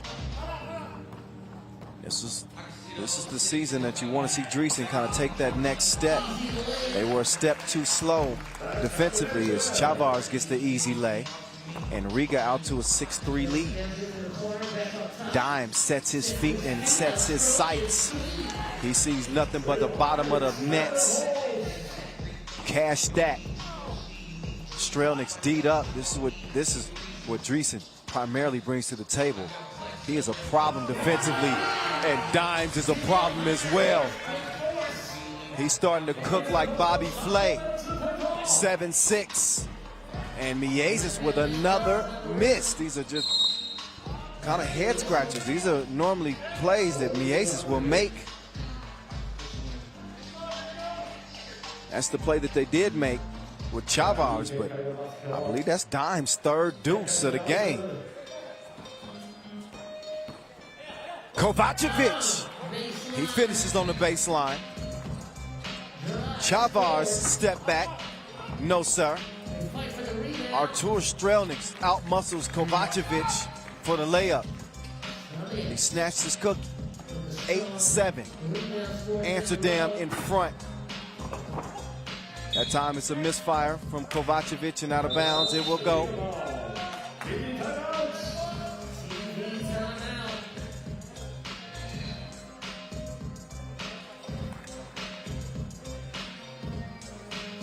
So, as I mentioned that Amsterdam took the crown in Doha for the 2021 opener, but it's no guarantee for you to have success, throughout the season just because you win, the inaugural Masters. I'll tell you more about that in a bit. FIBA 3x3 had an interesting article of how teams have fared after winning the first World Tour Masters. There's Kovacevic pulling the trigger. Rattles off the rim. Now Miezis looking to shake off some of those early misses. He delivers the package to Chavars, who misses the crib, and a missed opportunity for the Latvians.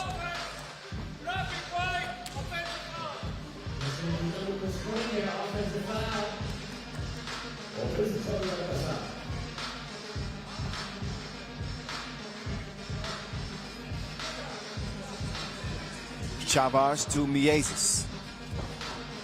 Miezis. Oh. He was locked up initially, but Dreesen just a little bit too physical in trying to get that loose ball. He'll pick up a second foul. Team foul, that is. Strelnieks with Dimes defending. Left it short. If I'm Amsterdam, I'm trying to get Dimes another look. This dude has been cooking. That too, no. Kovacevic, yes.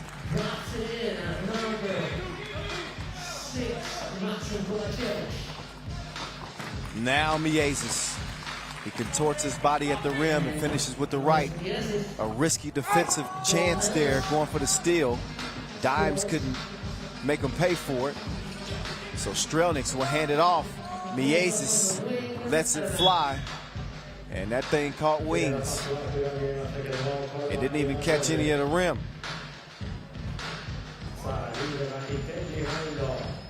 But back to what I was saying about FIBA's interesting article on how teams have fared after winning the first Masters of the season. The only team to win the first Masters of the season and go on to win the World Tour final was Novi Sad, as part of their unbeaten 2018 campaign. Meantime, Dimes on the money.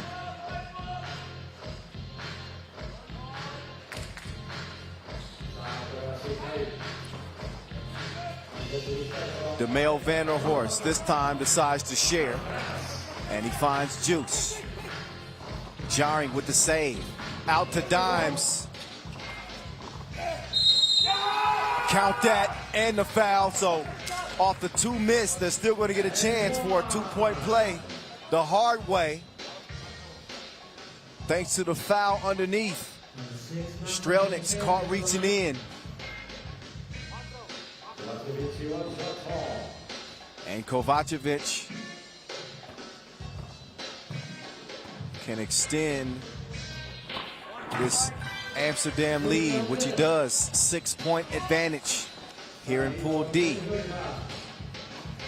Strelnieks couldn't get the shooter's touch, but Chavars, he got his back like a pack with straps. Dreesen, oh, mishandled it.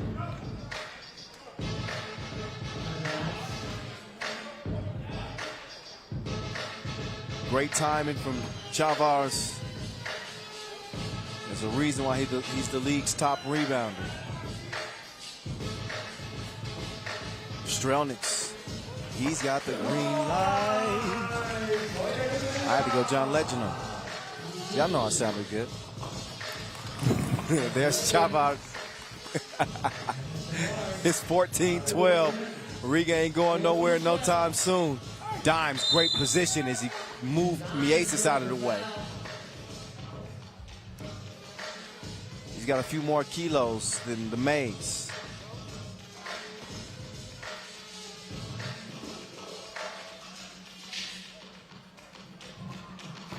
Oh, Dimes too strong on the free throw.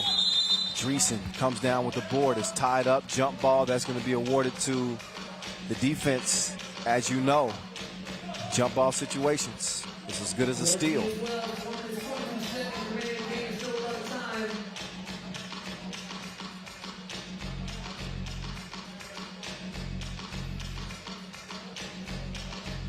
Don't want to forget to mention about our new fantasy app. It's the world's first 3x3 fantasy app. It's officially launched for download on Android and iOS. So fans will have an opportunity to select their favorite players, build a fantasy team, and collect points based on the statistical performances of their players on the World Tour as well as challengers. No challenger in Chavar's way after he got rid of Juice. So a really cool new fold to the 3x3 2022 season. And besides bragging rights, users will get a chance to earn an official FIBA 3x3 Wilson ball after each event. And the fan who leads the fantasy rankings at the end of the season is going to get an exclusive watch from our official timekeeper, Maurice Lacroix.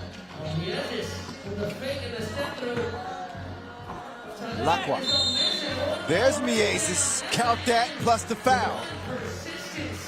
And don't look now. It's all even at 14 apiece.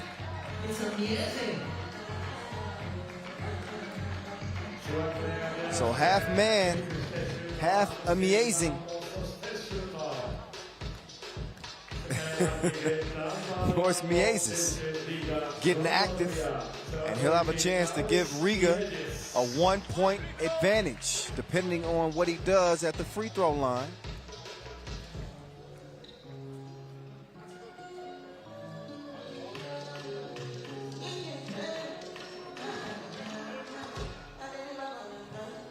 And Miezis, no problem. It's a freebie. So the Latvians in front now as they will get it down to Juice. He elevates and scores over Strelnieks. Here comes Miezis, turning the corner, trying to do some things to Dimes. Good defense though, as that one's deflected. That'll leave Riga with under 2 seconds to shoot. 1.6 officially. Wow. Miezis had enough time to make a move and get a shot up. Doesn't count, obviously. Dimes chunks the deuces that time. It's a miss. Strelnieks, nowhere to go. So he gets it to the world #1, and Miezis goes for 2. Too strong. Dimes clears it himself down to Dreesen. Great action right there. So Jan Dreesen has moved up to the pro level, and he finds himself locked in an absolute battle with the Latvians. 17-16, Dimes. I like your cut, G. 17 up. Norris Miezis. Not that time. And Dimes' shot is laggy. See if he rediscovers the connection. Tries it close range that time, and a foul on the shot attempt. So he will shoot 2.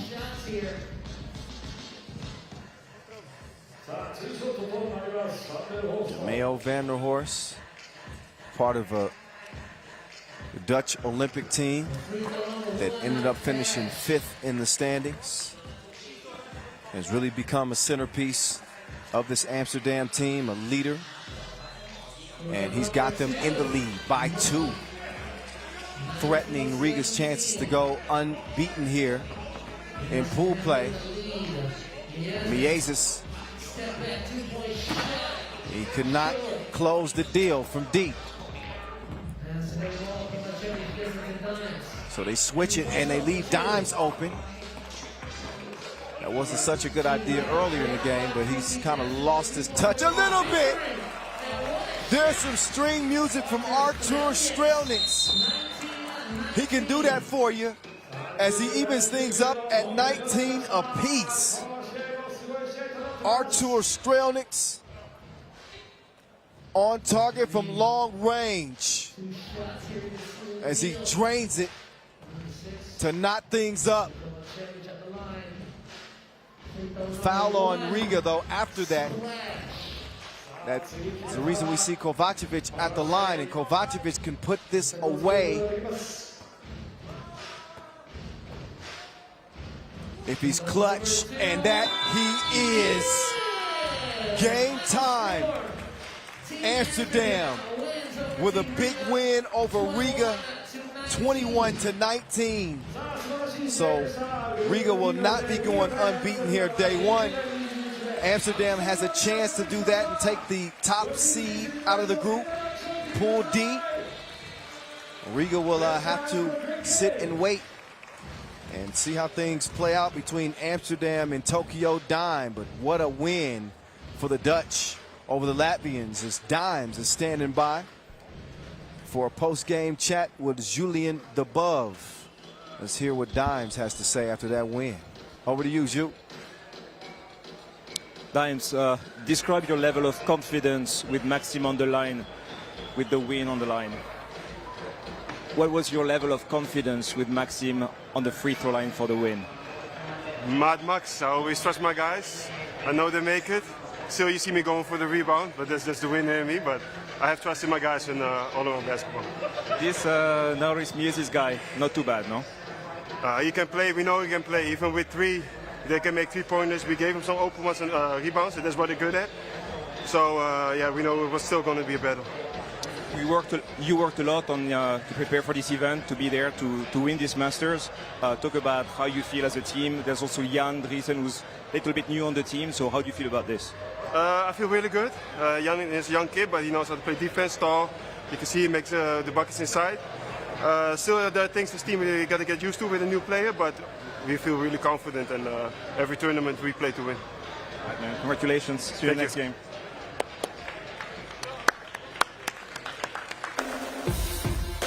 It's Dimes time. He was putting on a shooting display early in this contest. Started off with 3 makes from 2 range and really set the tempo for Amsterdam. But then back came the Latvians. Norris Miezis finally found his touch, and all of a sudden things started to change. But we aren't at that point in the highlight yet. We're still looking at Dimes as fireworks early on. He was getting tools like Twix, and a sweet start for the Dutch. Mad Max doing his thing, and that was the first bucket that Miezis got that really kind of lit a fire underneath him. But they couldn't extinguish the fire that was Dimes. You see another 2-make from him, and with all eyes on Dimes, that allowed him to set up Julian Jarring, and the activity from Kovacevic underneath. He's as tough as nails. Some nice play from Artur Strelnieks in this contest as well for Riga's. He hits that one right on time. Saw Riga take the lead, and then Amsterdam snatch it right back late with a big 2 there from Miezis. Dimes cruising to the crib.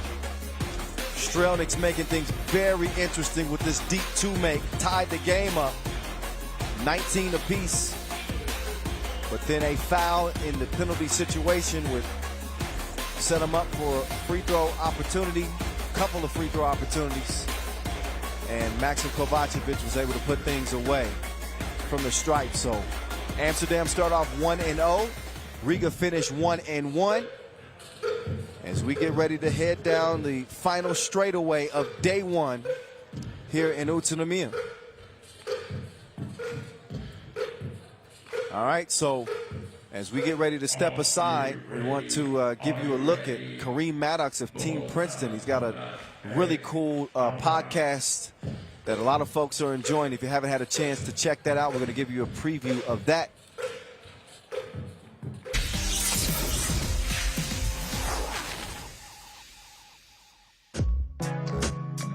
Kareem Maddox is a talented dude. His Princeton team may have underachieved in 2021, but the man was out there collecting other silverwares in a completely different field. Move over, Bill Simmons.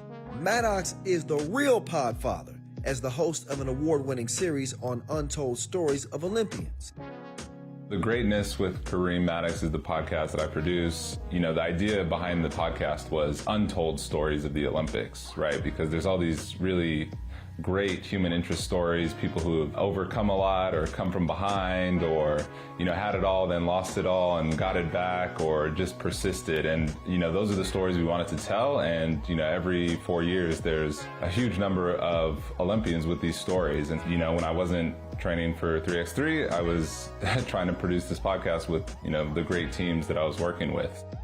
He's unearthed many gems, including a truly remarkable tale of German swimming prodigy Sylvia Garish that needs to be heard to believe. Episode 7 was about a swimmer named Sylvia Garash who swam for East Germany and then ultimately swam for Germany. And she was this child prodigy. She should have been, you know, maybe one of the best swimmers ever. And, you know, she first competed in 1984 when her country boycotted the Olympics. And because she wasn't able to swim that year, she thought, I'd make it next year. Well, she didn't make it in 88, she didn't make it in 92, and she didn't make it in 96. But she stuck with it. Finally, she swam at the age of 31. She makes it to the finals and finishes, you know, you'll have to listen to figure out where she finishes. But it's, you know, this incredible story of persistence and of an athlete just being really good at what she does, but also just being really mentally tough. When he's not flying to the rim, Maddox is consumed by gripping stories that he just can't wait to share with his listeners. Producing these kind of like long-form narrative stories is really hard work, and it does take a whole team. And one of the most important players on that team is going to be your editor. You know, the amount of hours and time and dedication that they put into it, I'm really thankful for because it made the show everything that it was, and I think it was really good. And in some ways, you know, they took a lot of the burden from me because I couldn't have ever done something that good all by myself.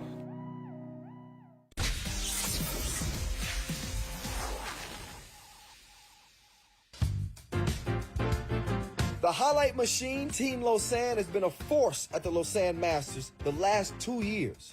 But team captain Wester Montagny said you would rarely see him outside of Switzerland on the pro circuit. This had to change for King Weston family to reach their ultimate goals.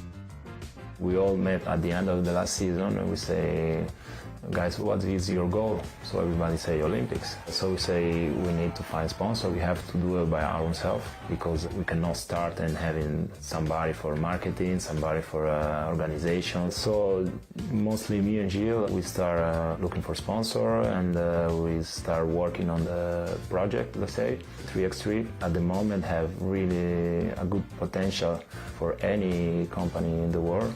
They just don't know yet the stuff. Also because we are not thinking just on ourselves. We are trying to promote the 3x3 in Switzerland, so it takes a lot of time. So we found an agreement with this watch company. They are actually luxury, but they are now more interested on the urban youngs. They fit well on us, and I love the way we are working together, and I hope this will continue. You want to talk about player empowerment? These guys just aren't players. They're authentic entrepreneurs, handling an entire business on their own. Cut the middleman. Lausanne are talking directly to the fans in innovative projects like crowdfunding. We decided to do the crowdfunding with a company which the name is I Believe in You. People believe in us and they wanted to help us. And then we had more than 300 people that was participating. The result was great. At the end, the last day, it was crazy. It was going up really fast. Speaking of going up very fast, Lausanne created their own brand of 3x3.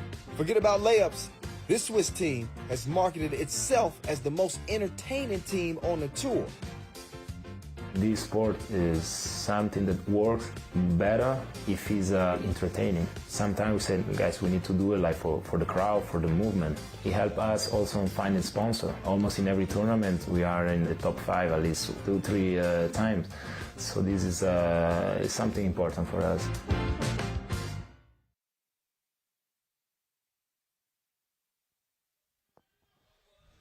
What's good?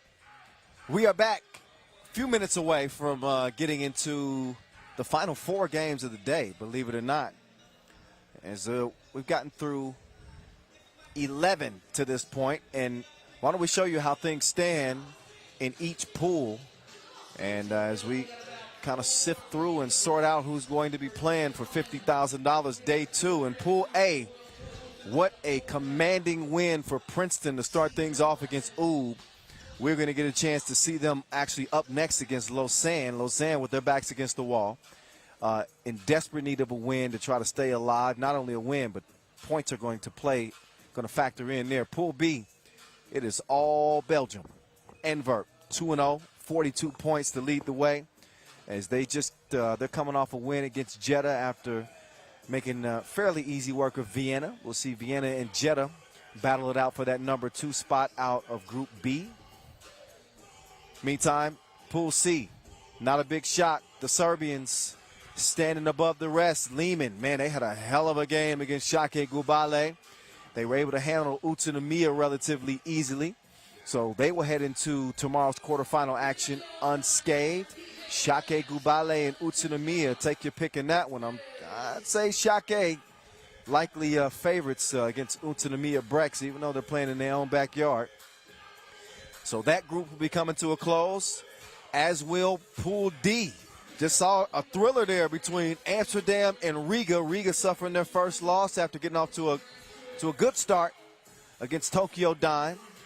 We will now see Tokyo Dime and Amsterdam wrap up group play. Amsterdam obviously in the driver's seat as they can head into day 2 unbeaten. It's a lot of money on the line in case you didn't know. Everything's going up here in 2022. A record 13 Masters going up. So is the money. $50,000 now awarded to our winner as the grand prize. $36,000 go to second place, $24,000 to third, $18K to fourth place, $14,000 to fifth place, and $10,000 to our sixth place finisher. So more people get paid, more money being handed out. That's how we like it.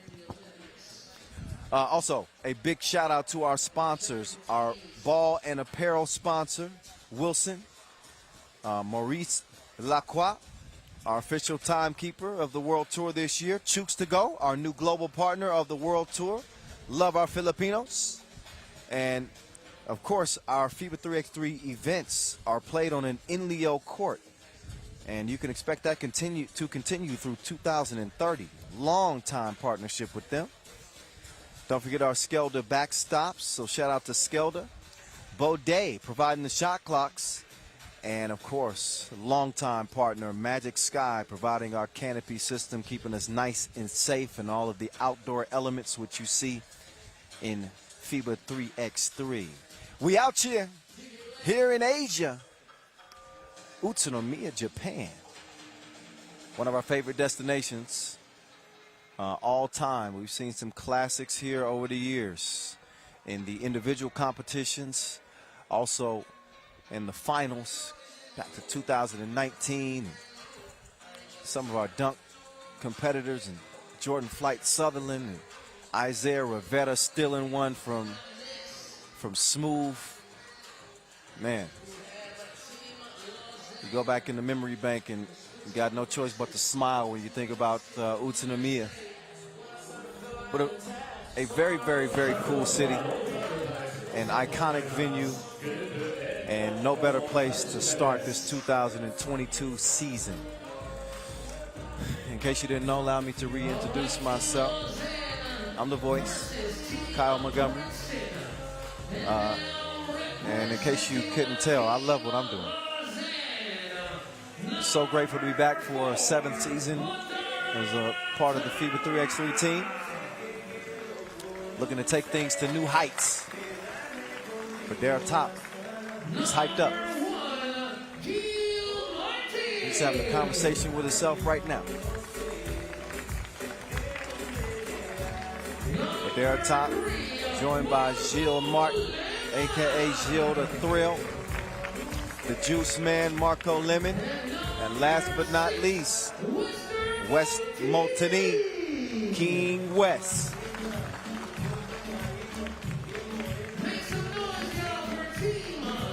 Lausanne struggled to get their offense going earlier today in Group A play against U. They have to rediscover it now. A loss guarantees that they will not be playing tomorrow. They've also got to play the numbers game as well, so they've got to beat Princeton by a significant point margin to come out of a three-way points tiebreaker. And I gotta just say, man, this Princeton team, they want all the smoke like a hookah lounge. They got a New Yorker on the squad, and he is the real deal. At least all early indications say that Isaiah Wilkerson is, man, he's going to be a dynamic player for this Princeton team. He can shoot it. As you can see, he's not afraid to be physical. He will mix it up with you. He's joined by former NBAer and World Cup MVP Robbie Hummel, Damon Huffman, and Kareem Maddox, also members of that 2019 gold medal squad in Amsterdam. This Princeton team, they are reinvigorated. I'm trying to tell you, you heard what Kareem Maddox said after the game. He said, we're pissed off. They have still not ridded themselves of that bitter taste from the Olympic qualifiers. And they've heard a lot about it. They've got high expectations for themselves. They want to get back to the things that they really do well.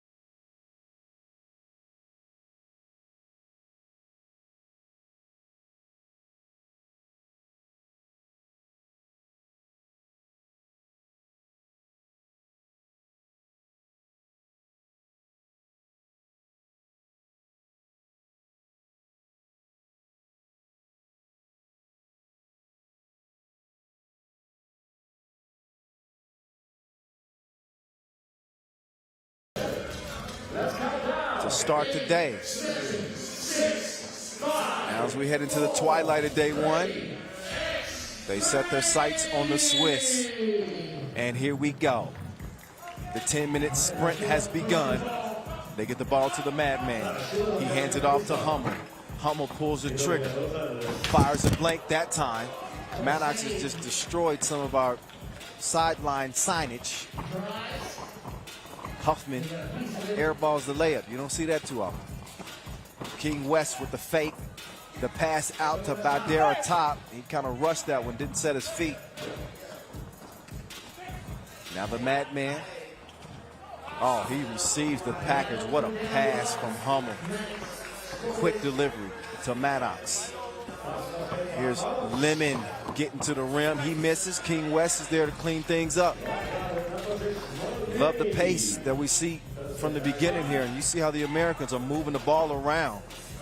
Hummel will get it back. He fades away. And he's hit on the elbow. But look at how quickly they are moving. This thing's just singing. And obviously Maddox doing a good job of giving Hummel a moving target.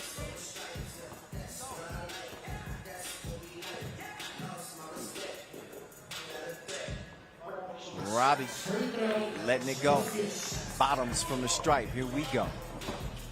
Princeton leading by 1. King West taking it at Maddox. He must not have heard he was a former conference defensive player of the year. You got to knock at somebody else's jump. There's Isaiah Wilkerson. You know he's got to like what he sees right here. He's got to be licking his chops. Settles for the short J. Missed it.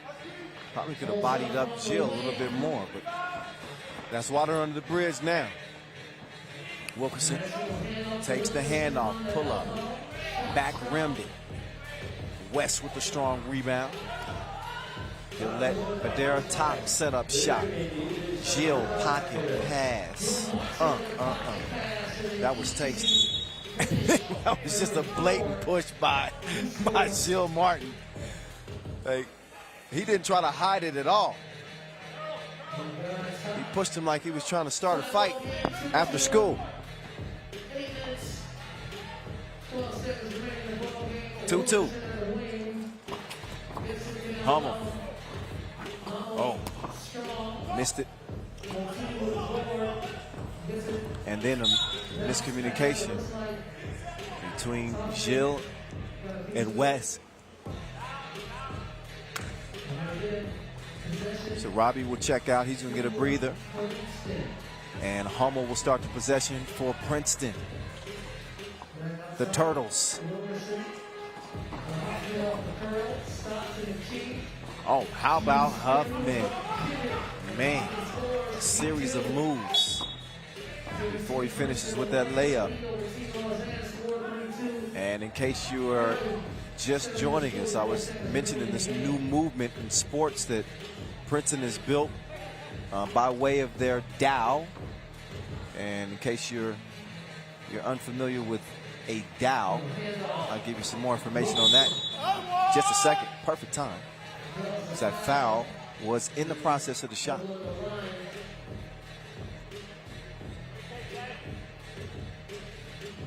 But a DAO is a decentralized autonomous organization, right? So they're an online group with a collective bank account and a mission statement, and you as a fan can actually be invested in the team. It's very, very cool.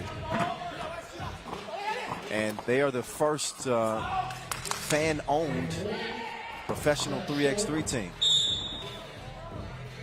You know, you tend to make smart decisions when you got Princeton across your chest. I'm just saying.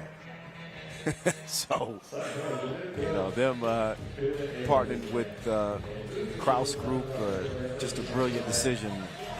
Really excited about what's on the horizon for Team Princeton and just USA 3x3 in general.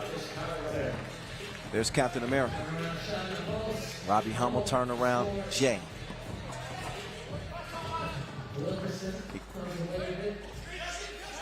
Now there's Wilkerson going down to the basement.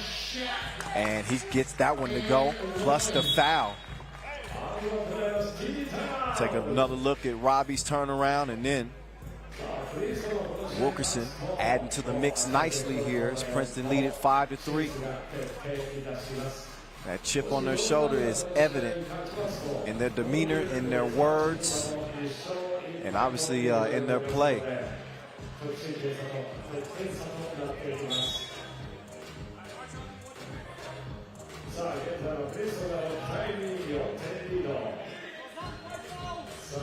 Kareem Maddox says they're approaching every tournament like it's their last one. And they definitely want to set the tone here in Utsunomiya. So Wilkerson splashes one from the charity stripe. 7-2, Princeton out of the gates. King West, he's got a birdie, and he's got a bang. You saw Maddox fly out of the screen, and King West takes advantage. A 4-point lead. Wilkerson put his own spin on things. I got a look from Robbie Hummel there like, I told you he can play a little bit. He was held up by a foul, but that wasn't the only highlight. King West added to his mixtape with the punch on the baseline. 7-4, it is Princeton. 3.5 minutes in, Maddox thought better of it. Still finds Huffman. This is small on small. Huffman tracks down his own miss. And Maddox with the easy finish underneath. Now Jill. What a drive and finish. We call him Jill the Thrill for a reason. Maddox called for the offensive foul. No argument from him. But take another look. He crossed him and he didn't look both ways. Jill the Thrill left to right as he left Maddox for the lay. It is 8-4. Montigny. Oh wow, what a finish there. Showing great touch on the reverse layup. Here's Wilkerson. Spin move. That shot partially deflected. A difficult attempt. But here's West. Great display of acrobatics there for the king himself.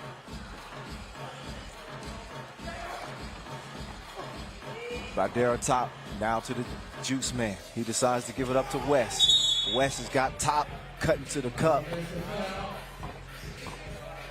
And a foul off ball. I think that's an offensive foul.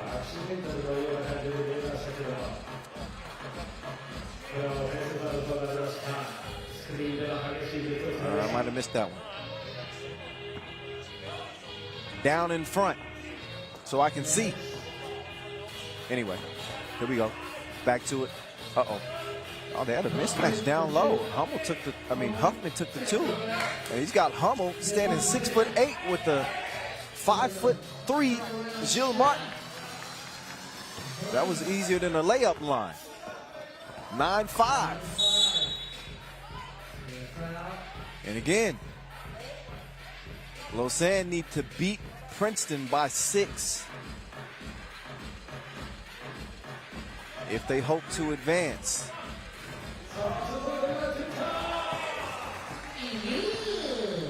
Two-piece makes it a 2-point game. So how about Lausanne, the Swiss, starting to get back in this thing. Hummel late in the shot clock. That one goes begging. Gilles. I like this matchup. You got one of the best on-ball defenders in Huffman trying to stay in front of Gilles Martin. But trying to stay in front of him is like chasing the wind. That's easier said than done. Actually, chasing the wind is impossible. It's a bad analogy. 9-7. Oh, whoa. That free throw cost some wind. Maddox jab step. Oh, jump, hook.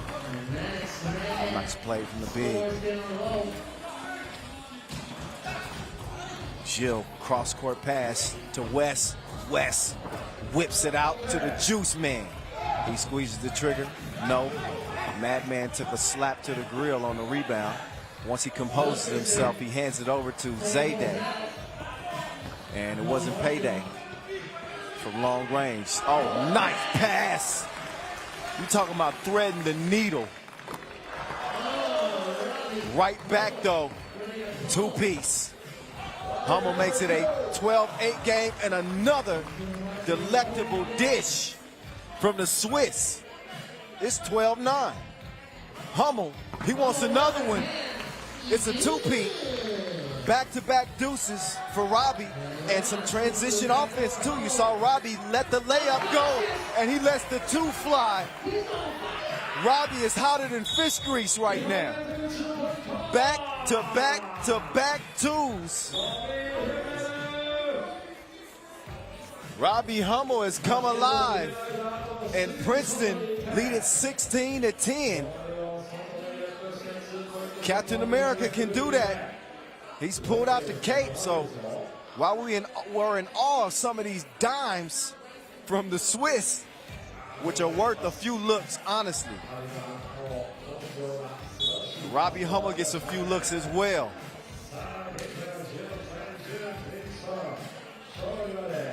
And he is a big reason why Princeton lead it 16-10. 3.5 to play here. Here's Gilles to Liman. Back to Gilles. Gilles spins, turns around. A desperation heave, does not touch the rim. You know the rules. Shot clock violation. It's a 10-minute sprint to 21.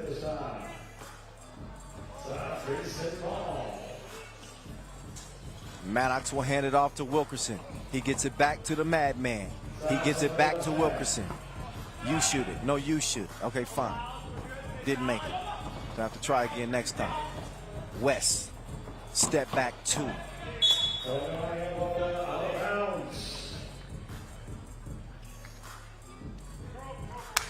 It's a 10-minute thriller. It's kill or be killed. You gotta be a killer. Y'all checked out that new joint from Q York yet? Straight fire. Straight fire. Maddox. Knuckleballed that one in. We got Hummel on the ground. He's upset. I'm not laughing because he's on the ground. Just the reaction. Maddox. Great adjustment in the air. Ring to the rim. 18-12. Gilles trying to do something strange to Robbie. Oh, he had him frozen. Hit the refresh button. 18-13. Just over 2 to play. Madman hands it off to Huffman. And here comes Maddox. That time, nice cut to the bucket. He finishes with the fillet. Take another look. Big 6'8" Maddox slashing. Cash it in at the rim. 6-point lead for the Americans. Princeton.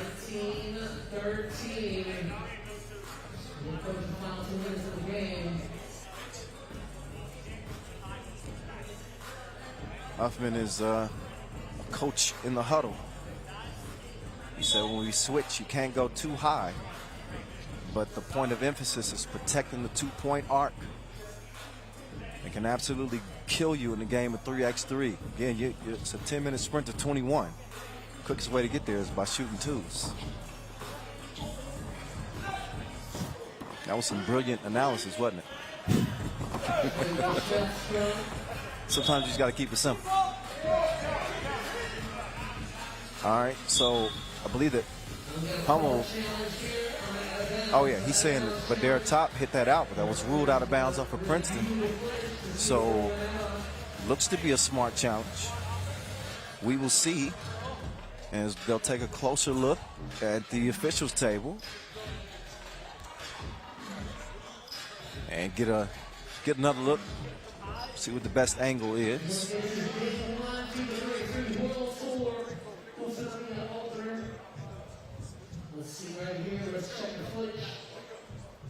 I think that looks to be a clear swipe from top, unless I'm missing something. Maybe did the Hummel come over the top and touch that there at the end?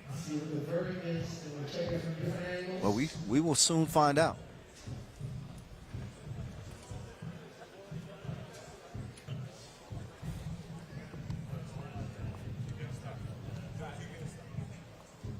So a few looks from the same angle.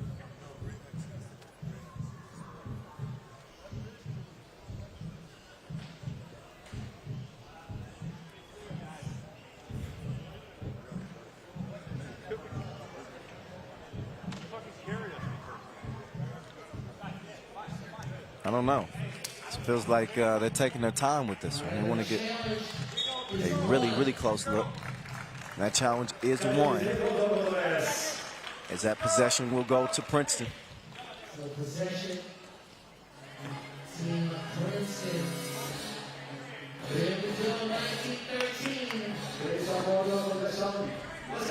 There's Isaiah Wilkerson opening up the possession. Maddox, another great acrobatic finish, but it's responded to with a two-piece from Liman. 5-point lead and game point for Princeton. The ball is in the hands of the madman, and he's playing like a man possessed for Team Princeton. He closes the door with the 2-ball, and Princeton too much for the Swiss, as they will go 2-0 out of group play, looking every bit as good as they said they would. They look like a different team. So Princeton will come out of Pool A as the top team, and they'll play the number 2 from Group C, which will be determined. We'll get to that later. Right now, let's get it courtside with Julien Debove standing by with Robbie Hummel. Robbie, the game was very close until you had a bit of a heat check in the middle of the game. This game is easy when you shoot the ball like this. Yeah, I mean, I knew I could shoot. That wasn't going to be the concern coming in. It was more the cardio, the physicality. I haven't been able to play a whole lot. It's hard in the United States to find 3-on-3. You know, it's not. We haven't gotten to that point where we can consistently play. So I was more worried about how my win be, how would I adapt to the physicality. But I knew I'd shoot. I knew I could shoot. I knew that coming into this. After the first game, Kareem said that he was a bit angry, but that was a pretty good day in the office for you. 2 big wins, including a win against UB, one of the best teams in the world. Yeah, no, beating them is always one of those deals where you measure yourselves against the guys from Serbia. So I don't think they played great. I think we had some mistakes as well. But whenever you can beat the team that's the top-ranked team in the world, you'll take it. I think Kareem is playing at a high level. I think he's really motivated to show everybody that he can be a guy that's one of the best players in the world. Last time you and I were here in Utsunomiya, you went very, very, very close from winning your first World Tour event. Mm-hmm. Are you saying it's unfinished business here in Utsunomiya? I will say Utsunomiya is a great place to play. The people in Japan are awesome. This venue's great. I always have looked forward to coming back after we were here in 2019. And, yeah, the way that one ended was tough. So I think we've got some unfinished business. Thank you, man. Cool. Thanks, man. That, ladies and gentlemen, is a true pro, Robbie Hummel. He knows how to make his way around a post-game interview or two. Maybe his broadcasting career might have a little bit to do with that. All right, here's a look at how that thing went down. It was hotly contested. We had several really nice highlights from each team. Each team really playing to their strengths. We saw a great passing display from the Swiss on several possessions. King West getting up to get down one time. You heard Robbie Hummel speak to the demeanor, the approach that Kareem Maddox has this year. And I'm telling you, there's a different feel around this Princeton team here in 2022. We're going to see if it carries over into day 2 with $50,000 on the line and looking for their first Masters title since 2019. But you got the sense that they were in control of this game from the very beginning. They made it really difficult on Lausanne, on both ends of the floor. And then we saw Robbie get in a groove. Hummel hit back-to-back-to-back 2 balls. You heard him tell Julien Debove after the game, like, there's one thing I know I can do. I could shoot the rock. That he did. He was shooting a shot like he was trying to get a date. He helps lead Princeton to win number 2. Maddox, of course, put the finishing touches. Had a couple of those great finishes at the rim, adjusting the ball and then putting one in from long ranges. They are far and away the better team in Pool A. Ooh, no shock to see them as a top-ranked team also advancing to day number 2, and the Swiss will have to watch tomorrow's action either here in the stands or at the hotel.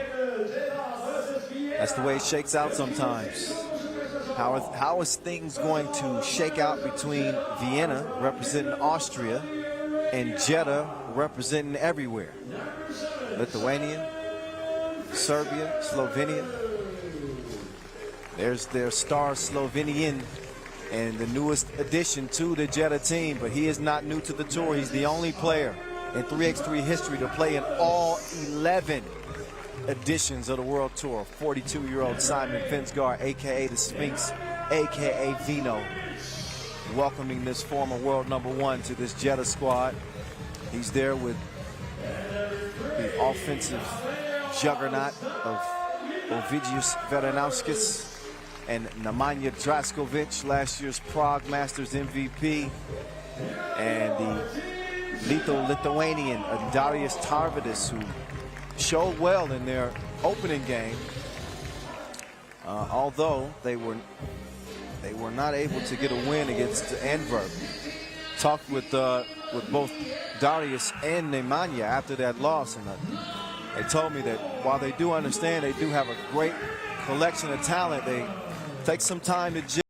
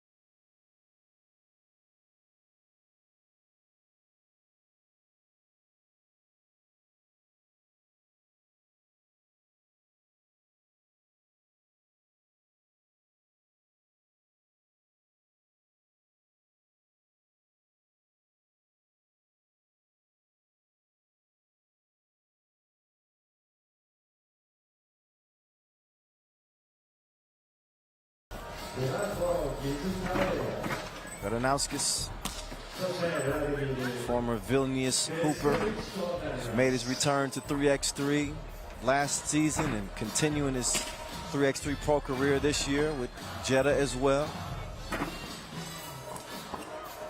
He's a wild card. What I mean by that is he's got the ability to take over a game. I'm talking about all by himself. Veranauskis is that dangerous offensively. Sometimes he can get a little lost in the offense too. But again, this Jeddah team is still trying to figure out each role of each guy and find that right formula. But individually, each one of these guys has really been a star in their own right at different times in 3x3. So we'll see if this star-studded roster can put it together against a very hungry Vienna team who are starting to develop some chemistry themselves with Martin Tramal and Nico Kaltenbrunner, Philip Kramer, and Matthias Lenortner. Kramer just took a shot to the chiseled chin that he possesses. Veranauskis with the chin check, called for the offensive foul. Still hurts even though it was unintentional. Lenortner to Kaltenbrunner. Kaltenbrunner, a little stop and go. Oh, drops the shoulder on Draskovic. I'm not sure Draskovic was ready for that type of heat. Sphinx to OV. OV throwing it in reverse. Nice finish on the baseline. Lenortner, you can tell he's thinking about letting that two fly. Why not? Well, that's why not. And then Lenortner gets position on Draskovic, and Draco called for the foul. But look at Kaltenbrunner again. He's moving a little bit more quickly this year. He was in the lab this off season. Offensive foul.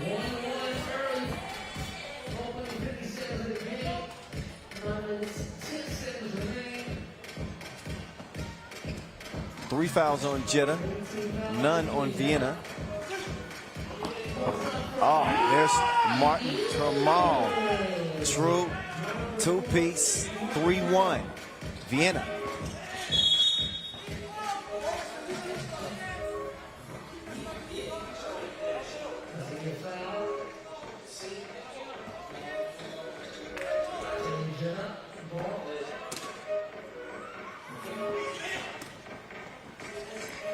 Tarvatis, he'll hand it off to Veranauskas. Veranauskas could not find the stroke. Now he finds Tramal. Tramal nearly threw it away. And Kramer, he's debating that he should have had a foul call there, but ref Vlad's not hearing it.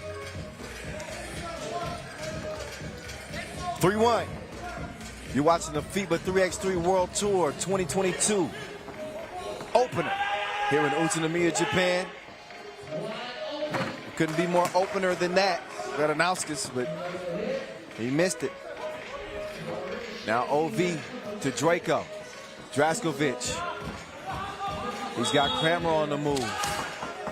And he's whistled for the travel. That is some lockdown defense. He put him on punishment. You cannot leave your room. 3-1. Carlton Brunner got it off safety, but he misses the mark. Darius Tarvatis, good move, hands it off. Pensgaard thought about it instead. He's going to drive and dish. Good decision from the 3x3 vet.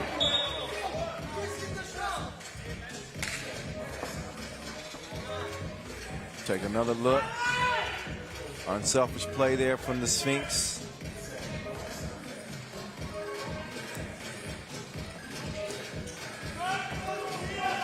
Nortner to Tramal. Tramal going. I thought he was going up top to Kramer. Instead, they get another opportunity here. Kramer. He's going to come set the screen. Now, Tramal, he's got to do something. They got 3 to shoot.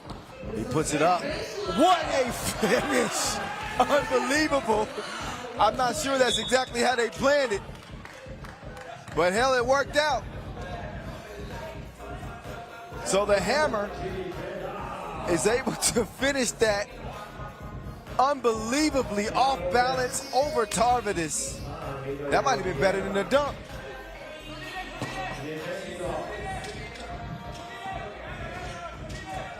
Pensgaard whips it to Draco.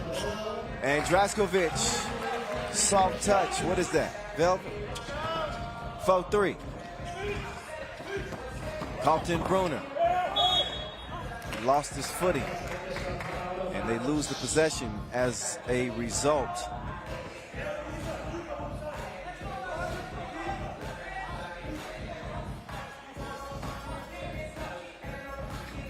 Well, Draco and company take over. Check ball.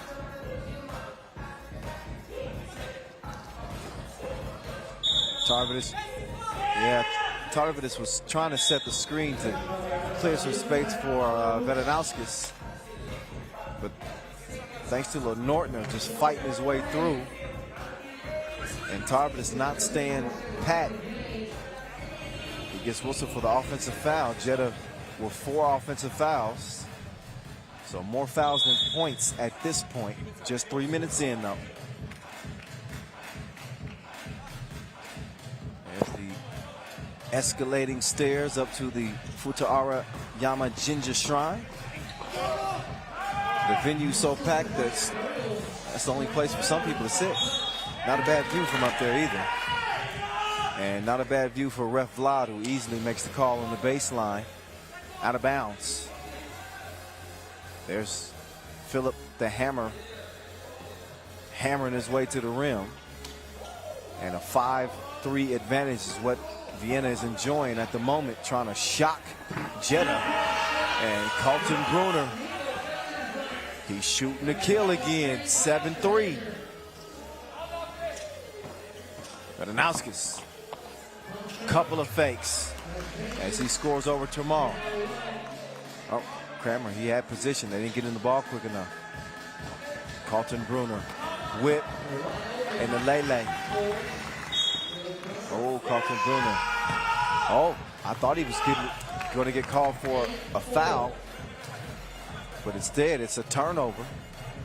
Back over to Green.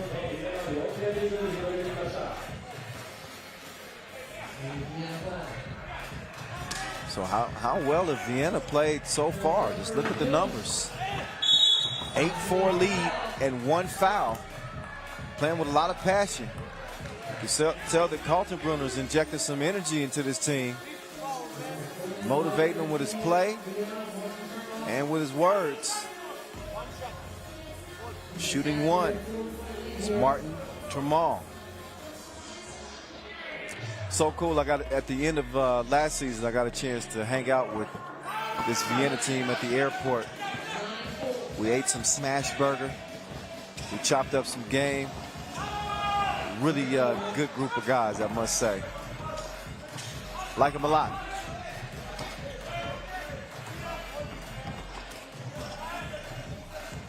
Oh, plenty of contact there. So no need to state your case there. Got the whistle. And Philip Kramer is going to head to the free throw line.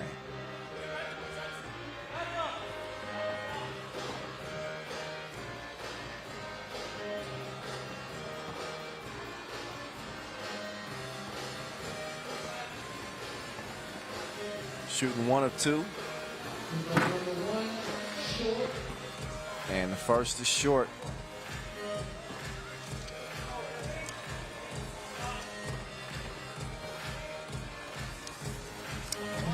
And the second one is good.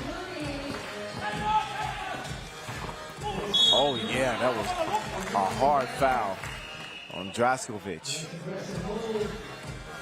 in the process of the shot. So Vienna out of the gate's pretty strong in this game, honestly. And that's what Phillips' argument was. He felt like he reached around cleanly and got all ball, but some contact according to Ref Vlad, and even more contact down low.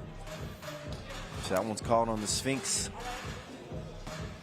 6th foul on Jeddah. Next defensive foul, they will see Vienna shoot. Oh, actually, that's the 7th. So they're going to see those 2 free throws right here, right now. Philip will step back up. Kramer with 22 pro games under his belt on the tour.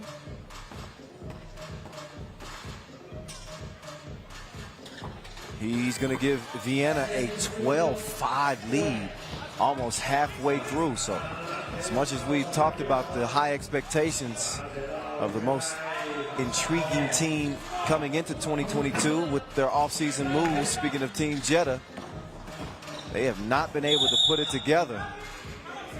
And Vienna could be on the verge of pulling off a big upset here and locking down a spot day 2. 7-point difference. It is not insurmountable in any way, trust me.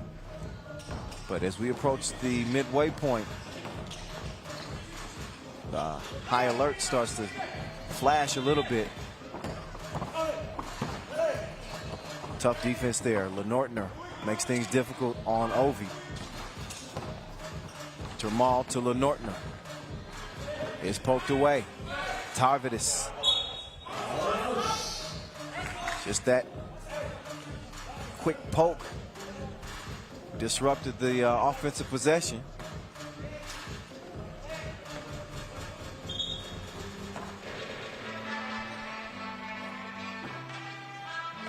And Radanauskas will open this one up.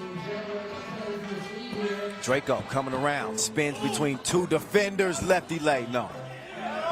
Kramer, he's telling people to get out of my way. I'll clear it myself.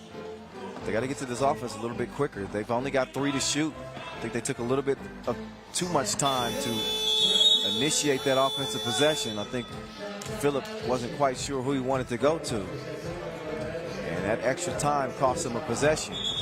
A TV timeout is, oh, not a TV timeout, a timeout.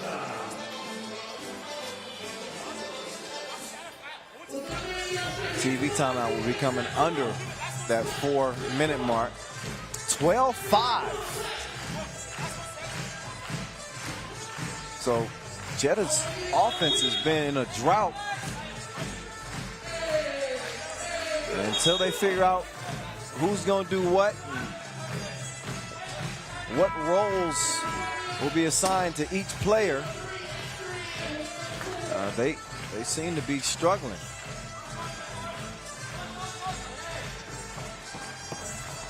Nice pass down low as Draco puts the round thing in the round thing. Kramer hands it off, and Lenortner drops it like it's hot. 14-6. And then a turnover as the Sphinx touched the out-of-bounds line. Man, it is an 8-point advantage for the Austrians.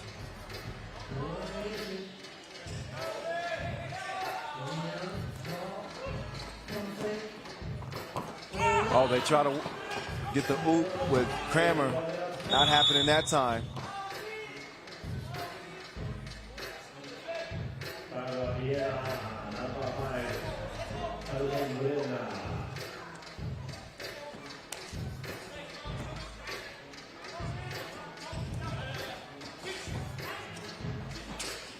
Tarvatis, he hands it off. Bernowskis, that's a one. That's a one. Foot was on the line. And the kick out.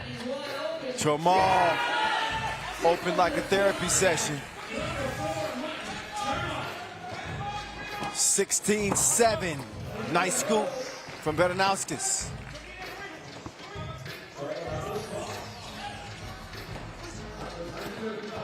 Kaltenbrunner going to the spin. Didn't finish at the rim. Still a comfy lead for the Austrians. That was not cleared.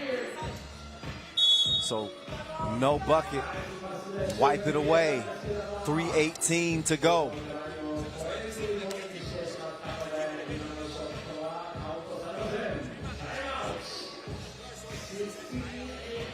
So now we get the TV timeout.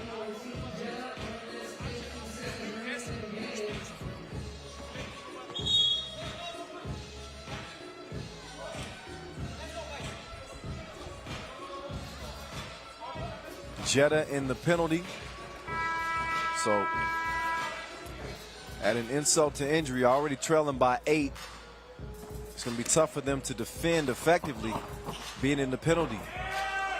And the points keep adding up for Vienna as Jeddah seem to be stuck in place. Draco, quick move. Pulls the trigger on the J. No. Kramer, no. Draco. Bernowskis currently being locked up. Fade away. Tarvatis, though, using that link to get the rebound, but he did not have the touch. Close range. Kramer spins free, drops it off. Tramal. 3 seconds in the key called on Kramer. He was camped out.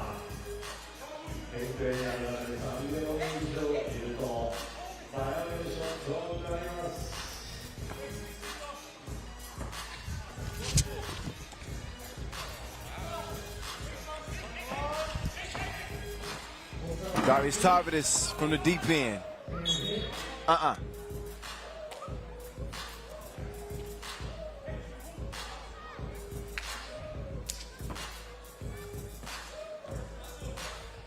Tell you, there was a different feel with, this Vienna team, but we had the Olympic qualifying tournament in Graz, Austria, and both the men's and women's teams really had good showings there, and you just got the feeling like they were embracing the game of 3x3 a lot more in Austria.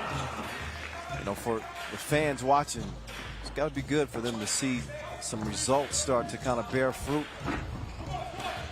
And, you know, just making it to day 2, I think is obviously a step in the right direction, because, you know, anytime you step between those lines, anybody can lose.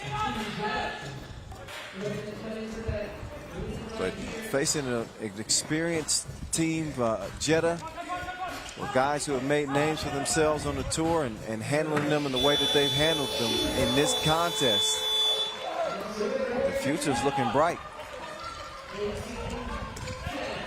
I don't know what the immediate future is going to look like tomorrow. Well, we will find out. It's 18-10. I'm going to go ahead and pencil them in as winners for this one with 1:20 to play. Hard to imagine Jeddah coming back and doing that. There's a gangster slap from Darius Tarvatis as he says no. Oh, it's got to be something. Offensive foul call. And Tarvatis can't believe it. Great timing, though. He's blocking like Tetris.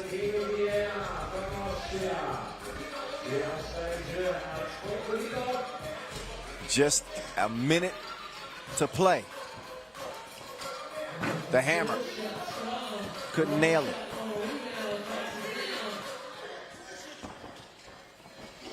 Nice slip to the bucket and a great finish. Don't you turn your back on me. Oh, man.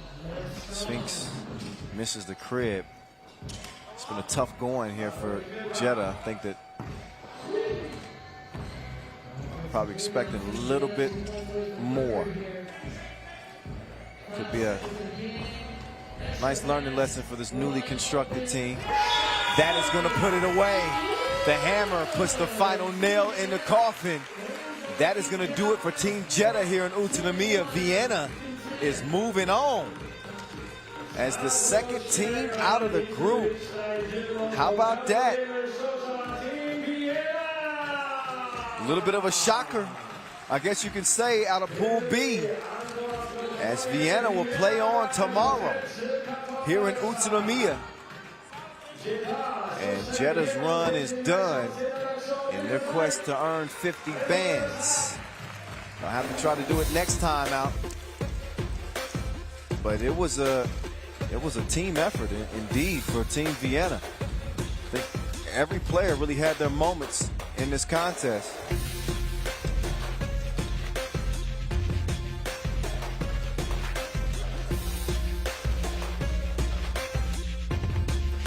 But whether that was Martin Tramal or Nico Kaltenbrunner, Matthias Lenortner, or the Hammer himself, each member of this Vienna team, man, they made a mark on this game. That is without question. But if I had to give the Catalyst Award to anybody on this team, I'd say Nico Kaltenbrunner was that guy. Just brought a great energy to this team. He was a vocal leader, made really smart plays. See the entry pass there. They locked in defensively. And obviously Jeddah helped him out with some stagnant play.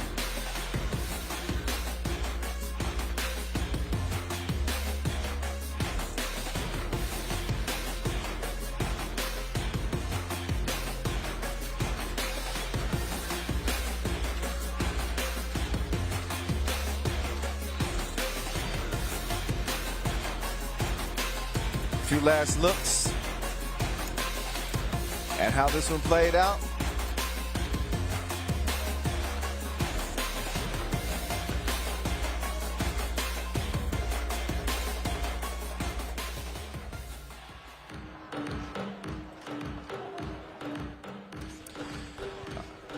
All right, so we'll get another look at a final look at Pool B, and that is Antwerp running away with it. We just saw Vienna earn the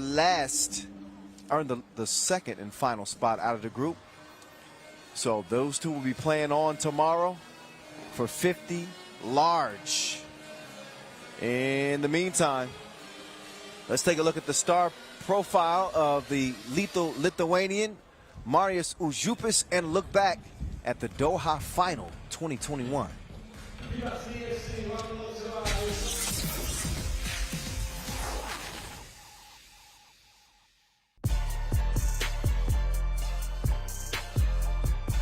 Šakiai Group ballet star Marius Užupis has been part of 3x3 from the very beginning. The Lithuanian lefty competed in the first ever official FIBA 3x3 event at the 2010 Youth Olympic Games. I remember the first Young Olympic Games in Singapore. I was 17. Actually, we don't know the rules, and we just trying to learn from videos. We don't know how to practice. In quarterfinals, we lose against Serbia. Every tournament, we lose against Serbia. As a longtime basketball powerhouse, it's only fitting that the Lithuanians have a proud 3x3 team as well. Years ago, one sponsor from Šakiai tried to learn from new 3x3 in our country to make some team, some tournaments, and make one good team who represent Lithuania in 3x3. That sponsor called me and say, let's do this. We're good guys and show that we can play 3x3 in Lithuania too. Šakiai Group ballet are starting to catch the attention of their opponents as they make a big splash this year. But the key to their rise has been the close bonds forged between the players. Now will be 8 years with Paulius, with Aurelius 3 or 4 years, with Šarūnas it's 4 years. So it's not my teammates, they're my brothers, they're my family. With Aurelius I live 2 years together, so it's kind of brother, you know, for me. We communicate without words, we're looking at each other and you know what's going on. So I think that's very helpful for us. With a smooth stroke, Užupis, aka Uzi, is a natural bucket getter on a team that is starting to reach their potential. I just get the ball, look at the basket. If I see a basket, I'm trying to shoot. I don't know how to call it. Shooter. 2 months ago, no one knows when we're gonna lose. No one knows when we're gonna win. So now it's a little bit changed at that. So I think next year will be more funny for us.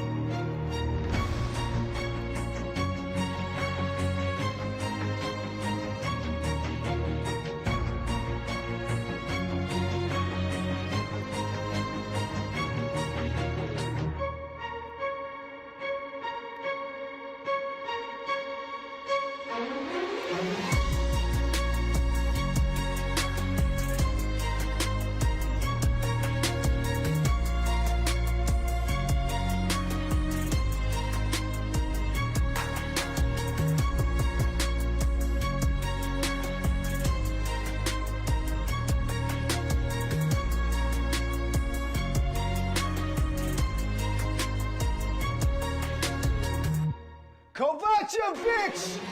Who is this man? T-Sun buzzer beater! Like clockwork, he's right on time. Yet again, wearing a different jersey. Amsterdam picking up their first ever Masters win to start this 2021 campaign. It has been well earned. Congratulations.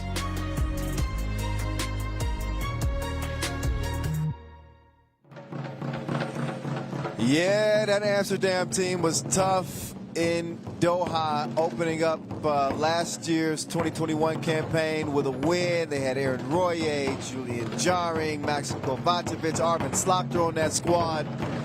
They come in with a new-look team here this year, and we will see them in our final game to cap day one against Tokyo Dime. But we got one game before that one. That's going to feature Šakiai Gubale and Utsunomiya BREX for a spot in day two in Pool C. Welcome back to Utsunomiya, Japan. This is where it's going down here. Our first ever World Tour season opener. And all the festivities that come with being in here in Japan. Gotta love the culture, the cultural flavor that they add to the World Tour.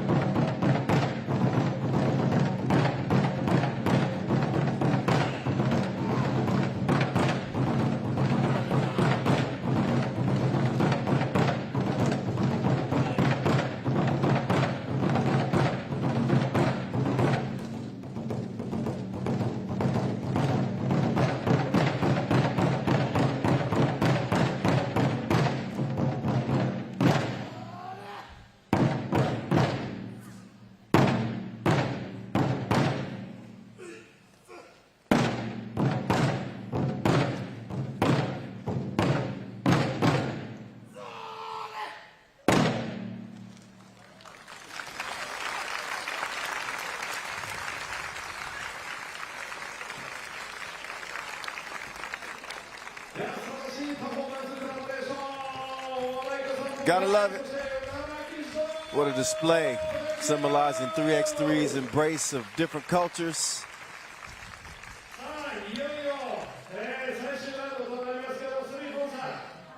Nice little injection of the local entertainment here.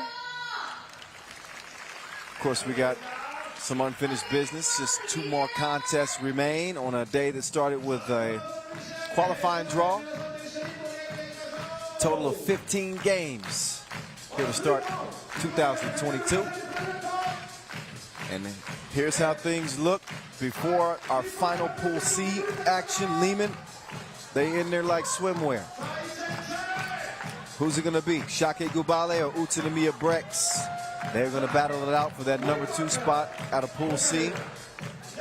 And again, in Pool D, it'll come down between Amsterdam and Tokyo Dime.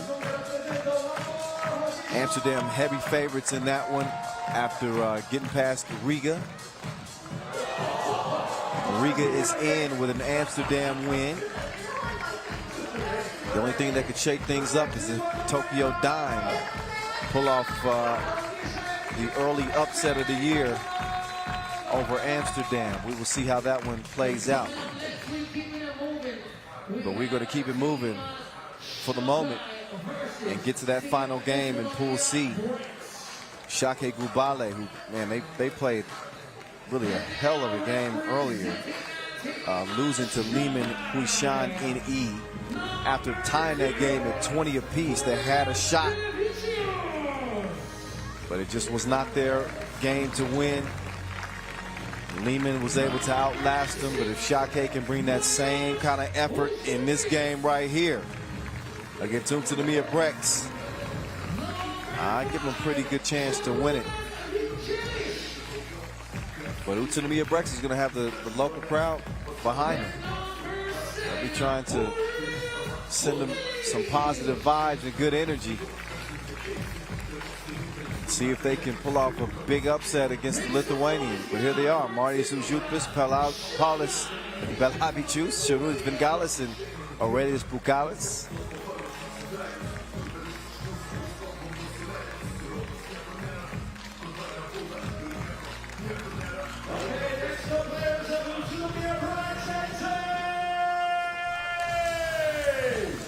then. And now, rather, we get reintroduced to Utsunomiya BREX.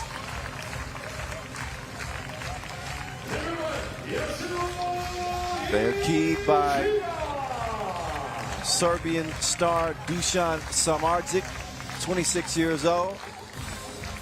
Another Serbian in Dusan Popovic.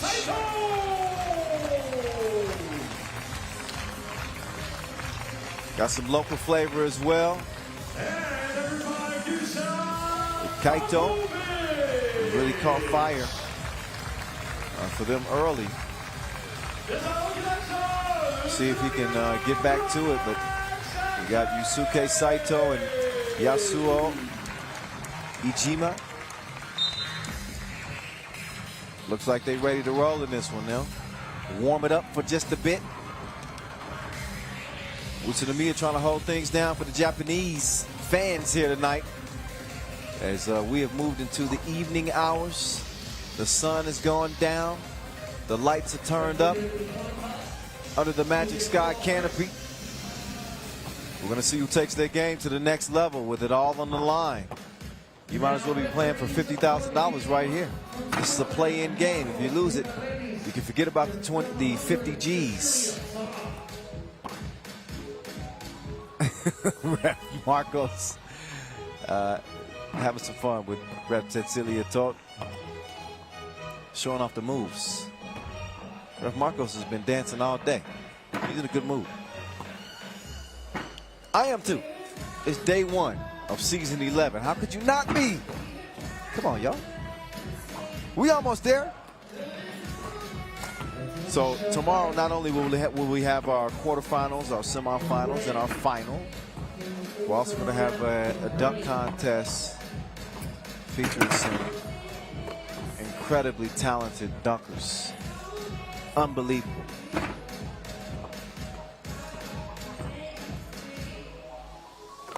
Brody Stevens, Brandon Ruffin, and Rafal Lepek-Lipinski. They're going to steal the show come tomorrow, and then we'll have our 4 shooters gun it out for the 2-point shootout crown. That's all on deck tomorrow as well. So a full day of 3x3 festivities as usual. That's all on the horizon for day number 2.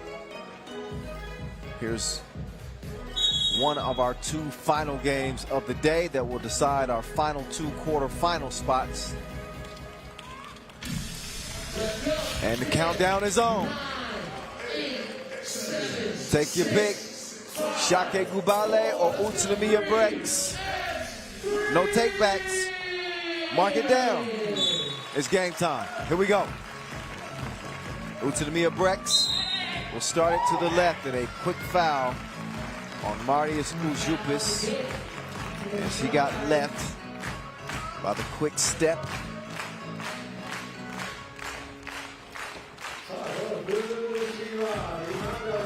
Lijima getting it to who was their hot hand last game, but that time Saito didn't have the right sights on the shot. There's Dusan Popovic. Had a tough time finishing earlier today at the rim, and he's going to have a really tough time slowing down Aurelius Pukalis. I guess you could say the same, though. Pukalis, how's he going to stay in front of Popovic? If both players play to their strengths. Here's the poster boy. Oh, offensive foul called on Pukalis.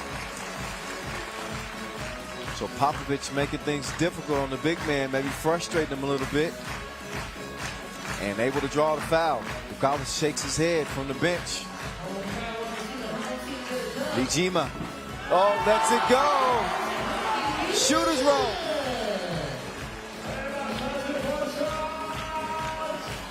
Oh, Lijima with the defense on Bengales.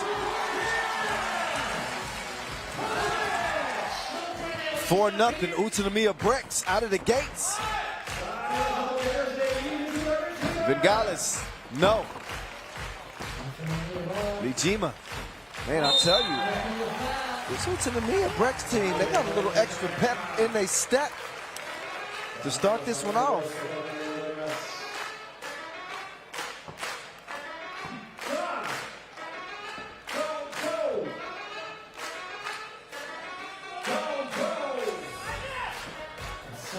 Šakiai Gubale still searching for that first bucket.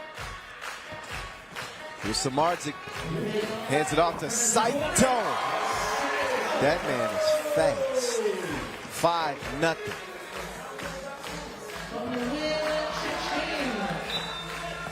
So Šakiai finally do get on the board. They connect two from the left wing, courtesy of Šarūnas Vingalis. He's good money out there. I like Saito. I like this game so far.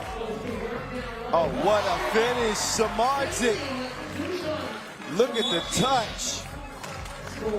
Man, that's worth a second look. The 26-year-old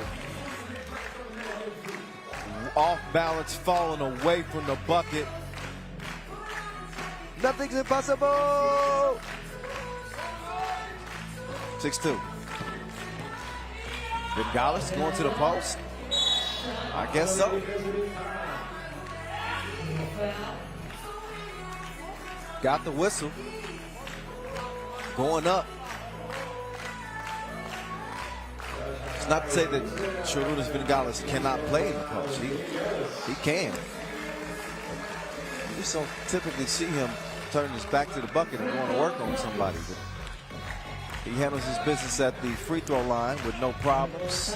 As Šakiai trail it by 3. Oh, Saito.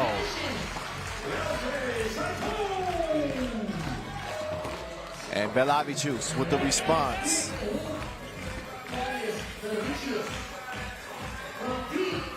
Oh, that one's short. Heard the oohs and ahs from the crowd. They expect Saito to make every shot now.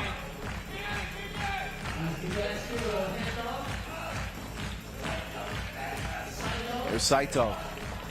Drops it off to Popovic. Couldn't make the layup.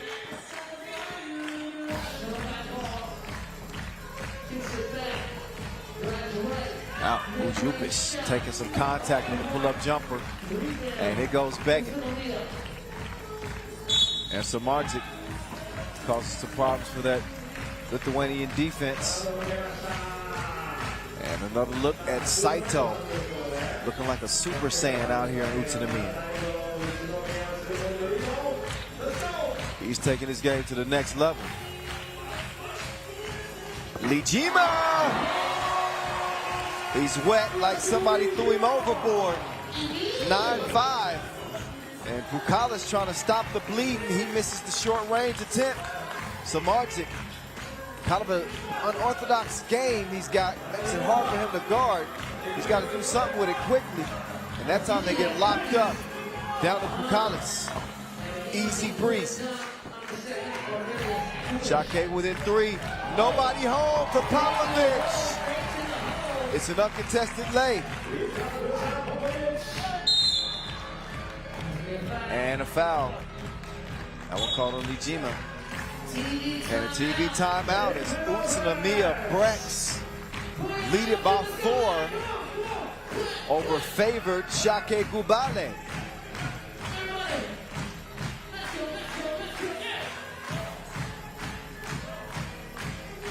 A play-in game for day 2. At the end of the rainbow for day 2 is a big bag of $50,000.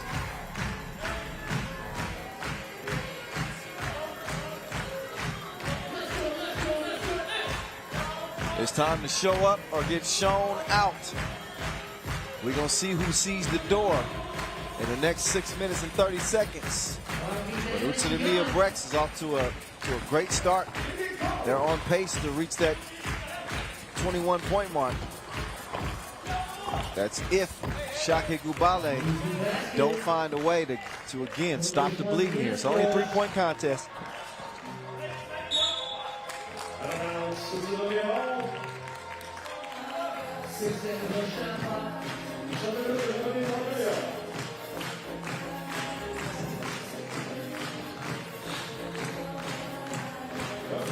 Only Jima lost him with the step back.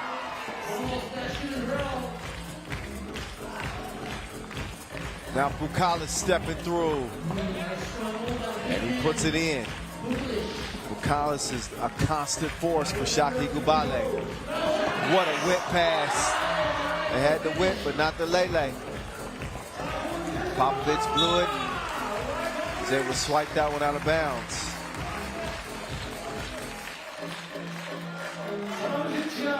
Seven seconds to shoot for Šakiai Gubale.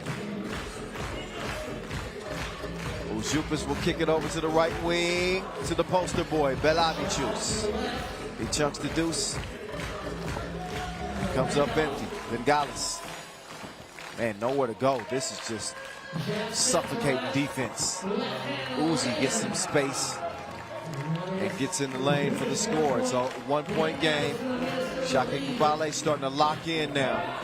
We'll see if Utsunomiya BREX can weather the storm. I can tell you what, though.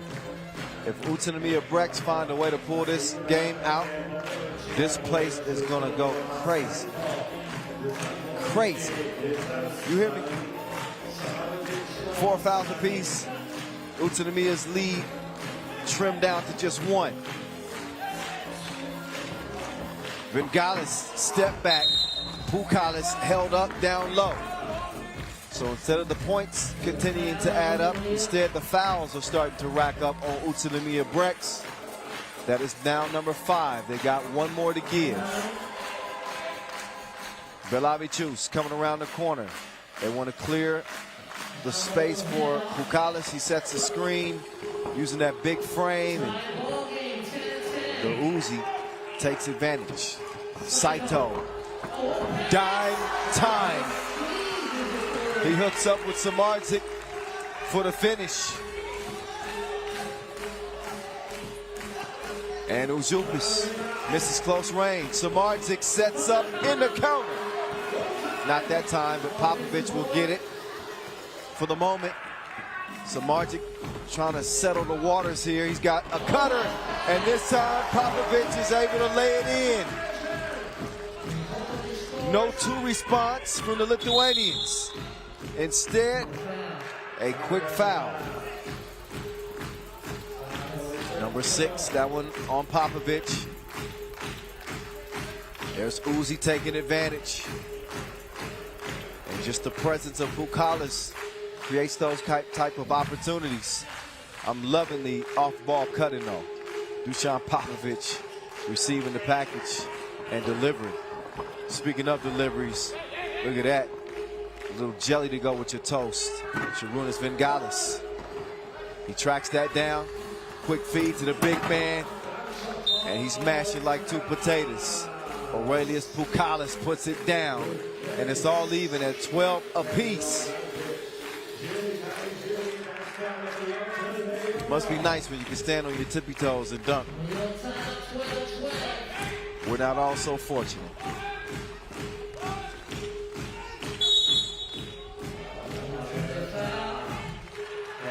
Foul red. And a TV timeout as we are under 4 to go.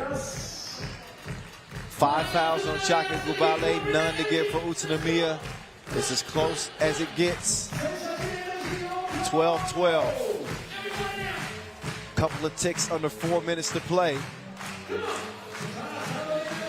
Utsunomiya jumped out of the gates fast. They had an early 10-4 lead. And now it is a 12-12 game. Once Šakiai Gubale settled in, I mentioned how much of a Jekyll and Hyde kind of dual identity team this can be. When they're at their best, they can beat anybody, but when they're at their worst, they can really be shocked by a team that they have more talent than. We're going to see how this plays out the rest of the way. Belavicius with the deuce. Šakiai is in front by 1. Saito. Oh my goodness. got that X-ray vision. Saito with Samardzic in his sights. Set him up beautifully. Those two sharing the ball and taking turns putting the cookie in the cup.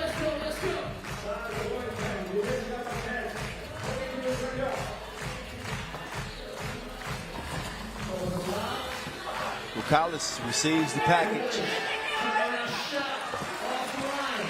His turnaround goes begging. So back to it is Utsunomiya BREX. Lijima. Foul underneath. That hold is called on Samardzic.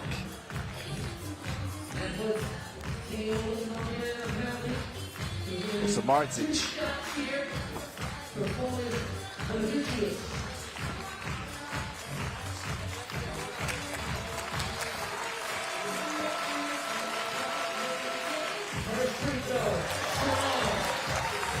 So Tarvatis with too much juice at the free throw line, a little bit long. Second one is short. This one has an eerie feeling to it here in Utsunomiya. Can the local favorites pull this one off? First to 7 points from this point wins it. Just under 3 minutes to play. Utsunomiya in the penalty. Šakiai in a slightly better defensive position with 1 foul to give.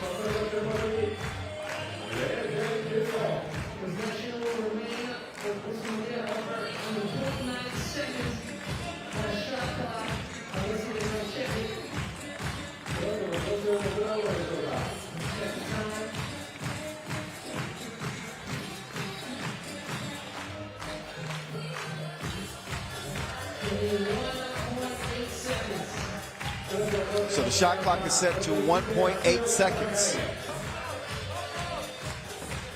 Lijima, it's on you for 2.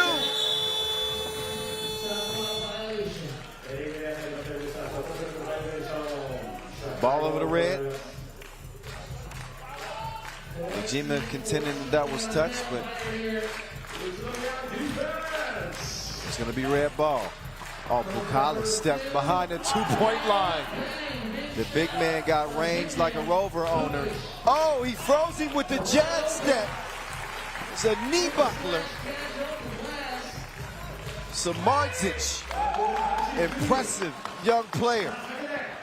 Vigalis, no finish, but a foul on Utsunomiya BREX. Oh, just look at the hezzy. Oh, Uzupis' knees. He's gonna need some medical attention. But listen, Samardzic is tricky in that way. Got a really kind of difficult game to put your finger on. It's unorthodox, to say the least. 18-15, though, as Šakiai Gubale is in control. There's Saito with a dribble drive, but a miss. Up fake, Uzi to Tarvatis, finishes with the lefty lane. And Šakiai Gubale in control now with under 2 to go in this one. Saito, short. Tarvatis over to the Uzi. Game point for Šakiai Gubale, who got a big wake-up call here after that hot start. So despite all the highlight-worthy plays from Utsunomiya BREX, it's going to be tough for them to stop Uzi and company as he fires his final 2 rounds, and it will send them to day 2, 22-16 final, as the local favorites run is done. Day 1. Šakiai Gubale find a way to pull this one out, 22-16. And they survive to play on. Got a little bit of a scare here from Utsunomiya BREX. But I'm looking forward to the next time we see this team on the court. Samardzic with some impossible makes. Saito had his game going there for a while. But Vingalis and company, they said enough is enough. We can't get kicked out by Utsunomiya BREX. Huishan Popovic, one of the two Serbians on this Japanese team. A couple of nice plays from him. Really nice play from him off the ball in particular. Same could be said for Samardzic. Those two connected, but just not quite enough. Look at that finish there from Vingalis. And then, of course, Pukalis is always a threat. Not much you're going to be able to do with him. But a few last looks at what was an exciting game for a time. Big two-piece from the big man. Some highlight material for his mixtape. Samardzic mark that one off, but mark it as a win for Šakiai Gubale.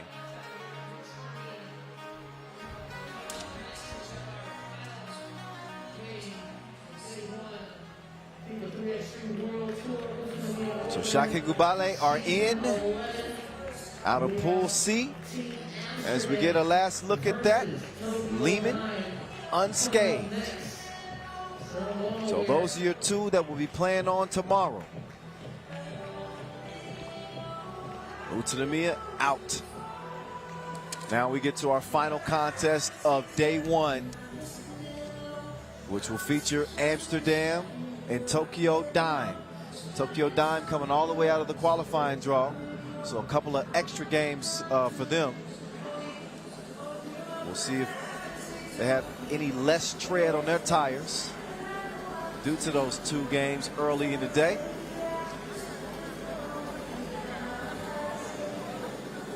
Suzuki and Komatsu standing by,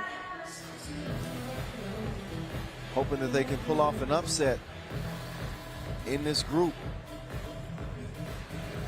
But I would say 99% of people who watch 3x3 would have very likely picked Amsterdam and Riga to come out of this group.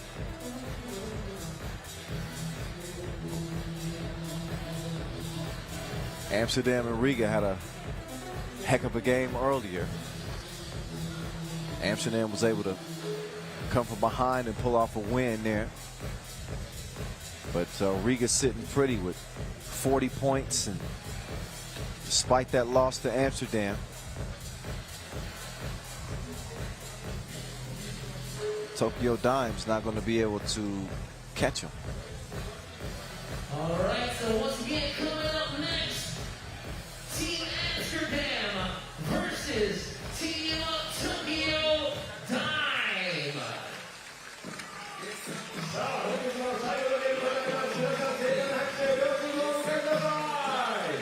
And now representing Team Amsterdam, number 4, Jan Driesen. So here we go. Jan Driesen. I would call him new, but he has played in spot duty on Amsterdam's pro team before. But he looks to be a mainstay on the roster this year. He's joined by Juice, Julian Jarin, Mad Max Kovacevic, and the man we know as Dimes, DeMail Vanderhorst.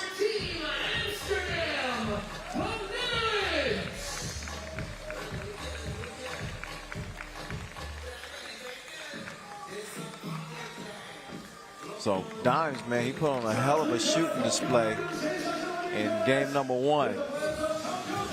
He was cooking. And he's looking to lead Amsterdam to their second victory here today. The temperature has dropped. but the intensity has gone up a notch. And out come Tokyo Dime.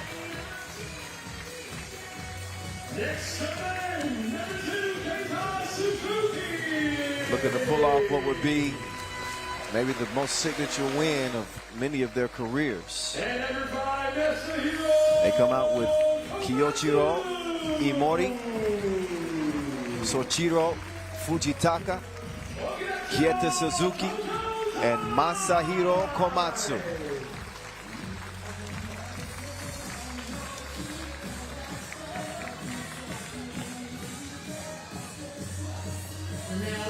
So Tokyo Dime is one of Japan's leading club teams. Played in 34 games in 2021, which was the most among Japanese teams. Fujitaka is a Japanese dunker. Also a member of the FIBA 3x3 2019 Asia Cup Japan national team. Imori played in the Asia Pacific Super Quest here in 2022. And you well know by now that Komatsu and Suzuki are 3x3 veterans, seasoned on the tour. There's the male Vanderhorst. Is he gonna have the seasoning? Is he gonna have the recipe? The recipe for success, that is. I think you got to be careful if you're Amsterdam not to look past this Tokyo Dime team. Again, we've seen some big shocks in 3x3. Once that momentum starts to swing, again, the more talented team doesn't always win it. I think 1 through 4, you can make a good argument that Amsterdam is the more talented team. They're the 5th ranked team in the world. And Julian Jaring, who helped Amsterdam get to the Olympics with an outstanding performance at the Olympic qualifiers in Graz. And then, of course, Demel Vanderhorst, who played extremely well in Tokyo at the Olympic Games. Riga have already made it to the quarterfinals. The only way Amsterdam don't make it is if Tokyo beat them by 11 or more. That is a tall task. But I think if you're Amsterdam, you forget about the point spread. Just play it like it's a normal game. Anytime you start counting points and looking at margin and all that, sometimes those things have a funny way of backfiring on you. Come out and play it like it's game number 1. Momentum is important as you head into day 2. And Amsterdam certainly want to cap this day with another dub. We will see how they fare. The countdown is over. The final 10-minute sprint of day 1 here in Utsunomiya. It is on. Mad Max misfires on the release, but Juice, he's able to get the score underneath. He's also picking up a foul.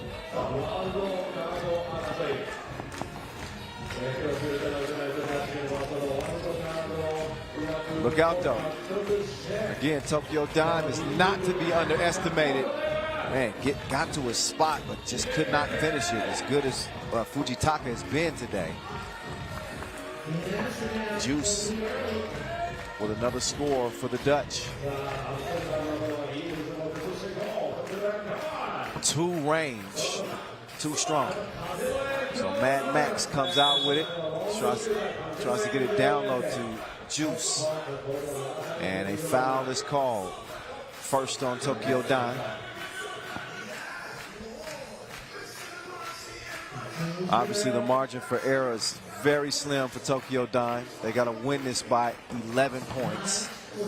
And it looks like Amsterdam is going to get every shot that they want here early. They've scored 3 easy ones underneath in the first minute of play. Here's Suzuki. He swings it over, and the mid-range shot attempt by Imori is off the mark. Tokyo Dime pick up another foul.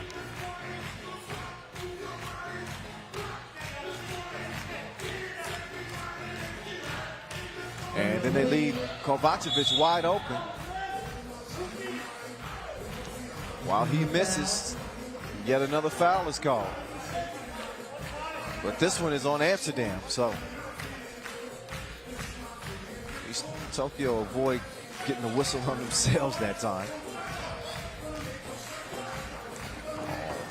Started off, it was almost a move worth talking about, but mishandled. Dimes dropping one of his namesake. In and out. Good defense there. Dimes stayed sound defensively. Now he's got a clear lane for takeoff. Juice stood up. He thought he was going to see a bang. Instead, it's just an easy lane. Nothing wrong with that. Kovacevic poked it away, but obviously Dreesen had his back turned. He couldn't recover it. Ball over the red anyway. So here come Amsterdam. Juice. And he had Dreesen on the cut. Decided to hand it off to Kovacevic instead. Kovacevic shares it with Juice, who whips it out to Dreesen. Dreesen! Not in your lifetime. 6-0 though. 2-point shooting is not exactly Dreesen's forte.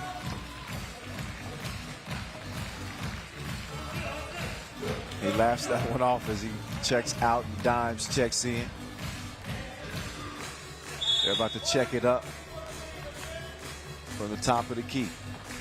Tokyo Dime, that is, as they begin their offensive attack. Here we go. Little weave screen action. That's some tough defense, man. That's just tough. If that's one thing that's been a hallmark of Dutch teams on the Pro Tour, I can tell you from years of watching them play, all the way back to the years of Bas Rosendahl. Oh, Juice. Oh, you fancy, huh? They play defense, and they used to run the hell out of the pick and roll. They've changed their approach some, but that defensive hallmark has not changed. That's what they hang their hat on. They cannot hang with Juice underneath. It is 9-1. Quick out of the gates. Swing pass to the left wing. Jab in and out. Kovacevic pokes it away from behind and forces the shot clock violation. He had him in solitary confinement. So a TV timeout. Amsterdam appear to be sprinting to that 21-point mark.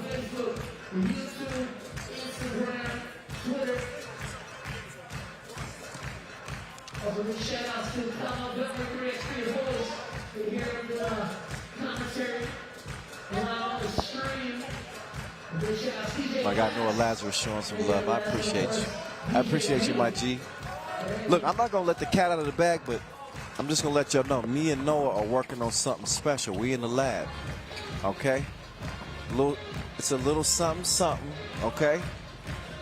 I'm just going to leave it at that. That's all. I'm just going to leave it at that. 10-1. Tokyo Dime could use a little something. They could use a lot of something. It's a 9-point game, and we're only 3.5 minutes in. Oh, cookies. Suzuki. He threw it back. That's another look. Maybe we'll get another look at that.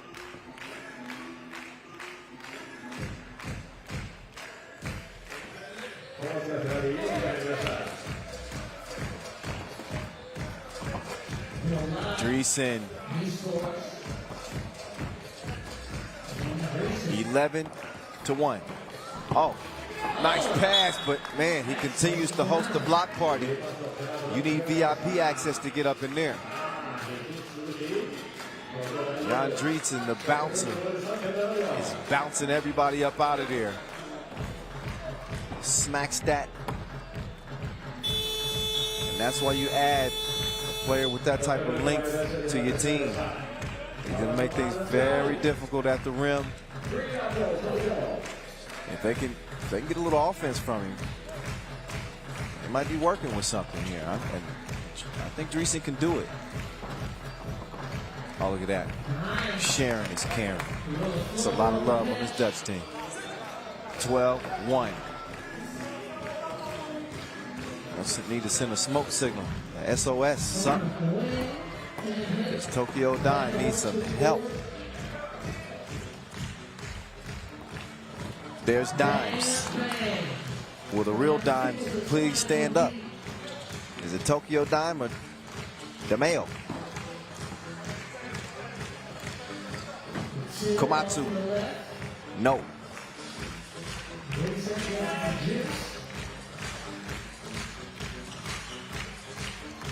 Vanderhorst again. Oh, and he's playing the air guitar.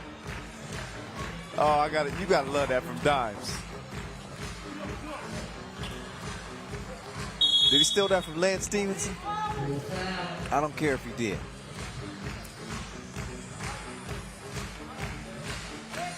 Amsterdam out here having some fun with a 15-point advantage.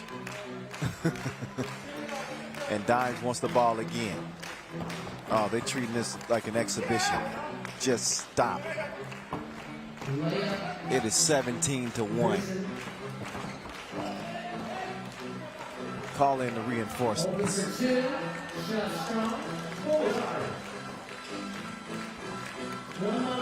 There's a deep two.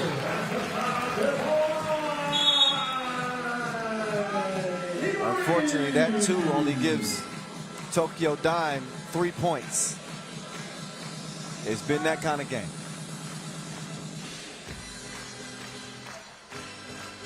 Amsterdam just 4 points away from putting this one away. Dimes to Mad Max. He shoots it and misses it. Oh, there you go. Little stop and go action there for you. It's Fujitaka with the take. Kovacevic has it poked away. He whips it behind the back to Dimes, who's all by his lonesome. Now he's got reservations for two. And he's giving us a display of string music again. Pull up. Oh, high arc. Floats like a butterfly, stings like a bee. 19-5. And a TV timeout. I think we're looking at our Maurice Lacroix fastest game of the day. Just under 4 minutes to play and only 2 more scores, or 1 more score, depending on what Amsterdam decide to do.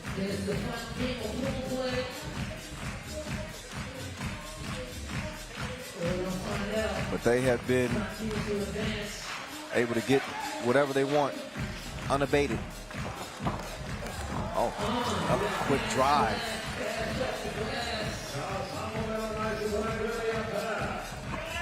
And that one mishandled.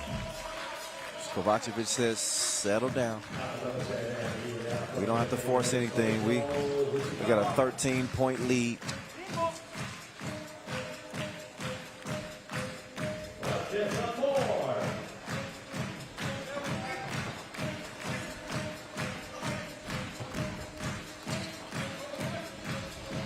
Suzuki.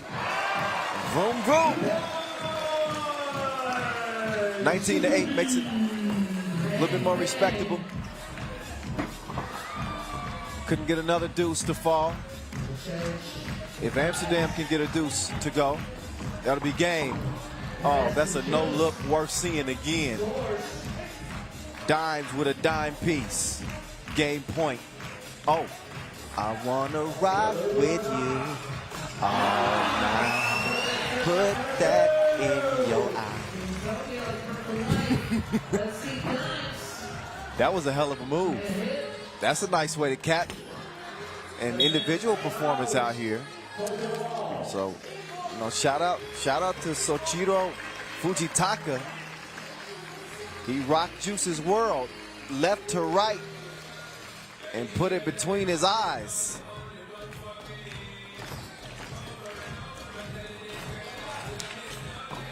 There's a free coin for Tokyo Dime.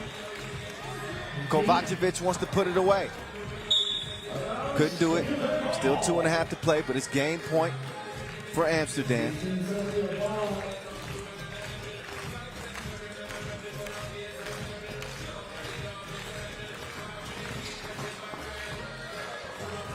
Komatsu, he's gonna let it fly. No, sir.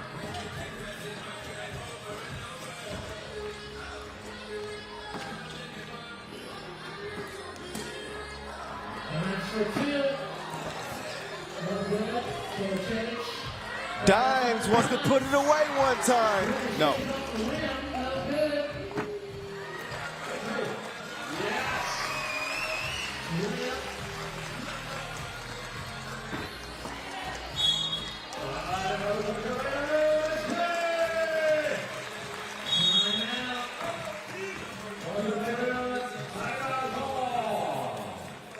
And a timeout on the floor. A delaying of the inevitable, which will no doubt be an Amsterdam win.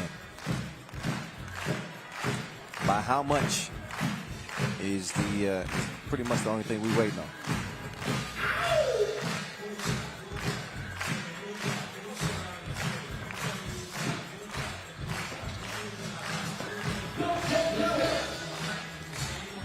On Suzuki. No.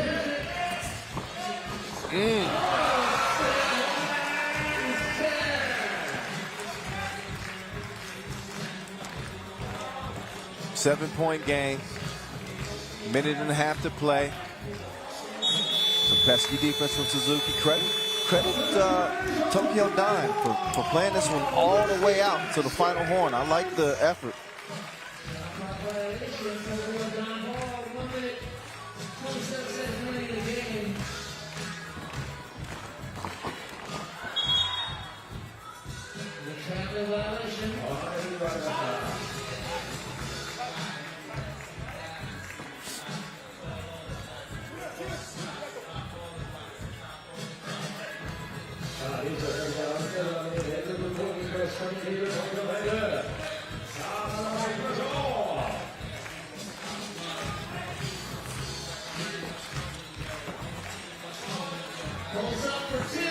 Two-piece killer.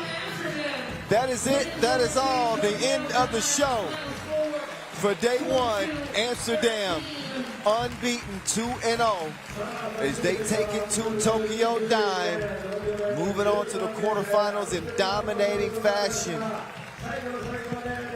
as they are now set to compete for 50 grand here tomorrow.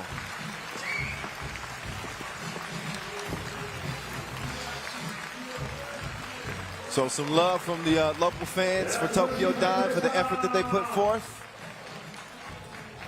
But they will not be moving on. We get to our final flash interview of the day. Julian Above is on the court with Juice. Julian Johnny. Julian, you started the game really, really well, really fast. It looked like you had an appointment or a dinner or something, but then it took a bit more time for you to finish this game. Yes, we started off very fast. We knew we were bigger, so we used the advantage against them. It got us quickly to a 20-point score. And we need 22 because we want to go for the highest prize here. So we let them score quickly in order for us to try to shoot for the two-pointer. So then they get back to 11, 12 points. But it's all tactics. But you got it. You qualified for the quarterfinals. You're going to play Vienna, if I'm not mistaken, tomorrow. What do you think about the matchup? I like the matchup. We played each other a lot of times. It's a hard matchup. We fight, they fight. So it's going to be a tough game, but I like that. It's my style. Congratulations. Get some rest. See you tomorrow. Thank you.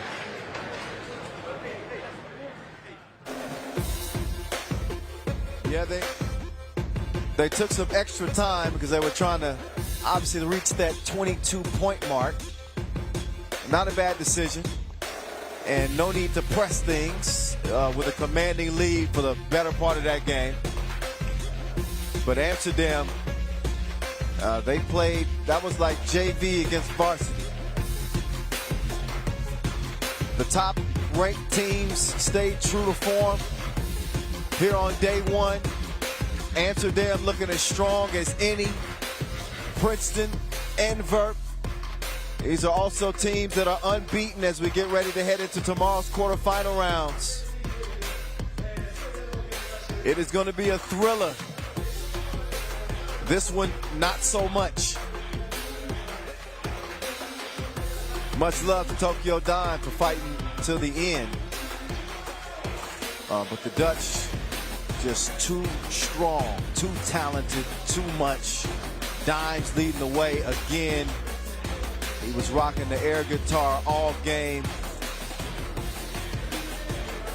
And he was dropping some loose change. That's how you earn the nickname Dimes.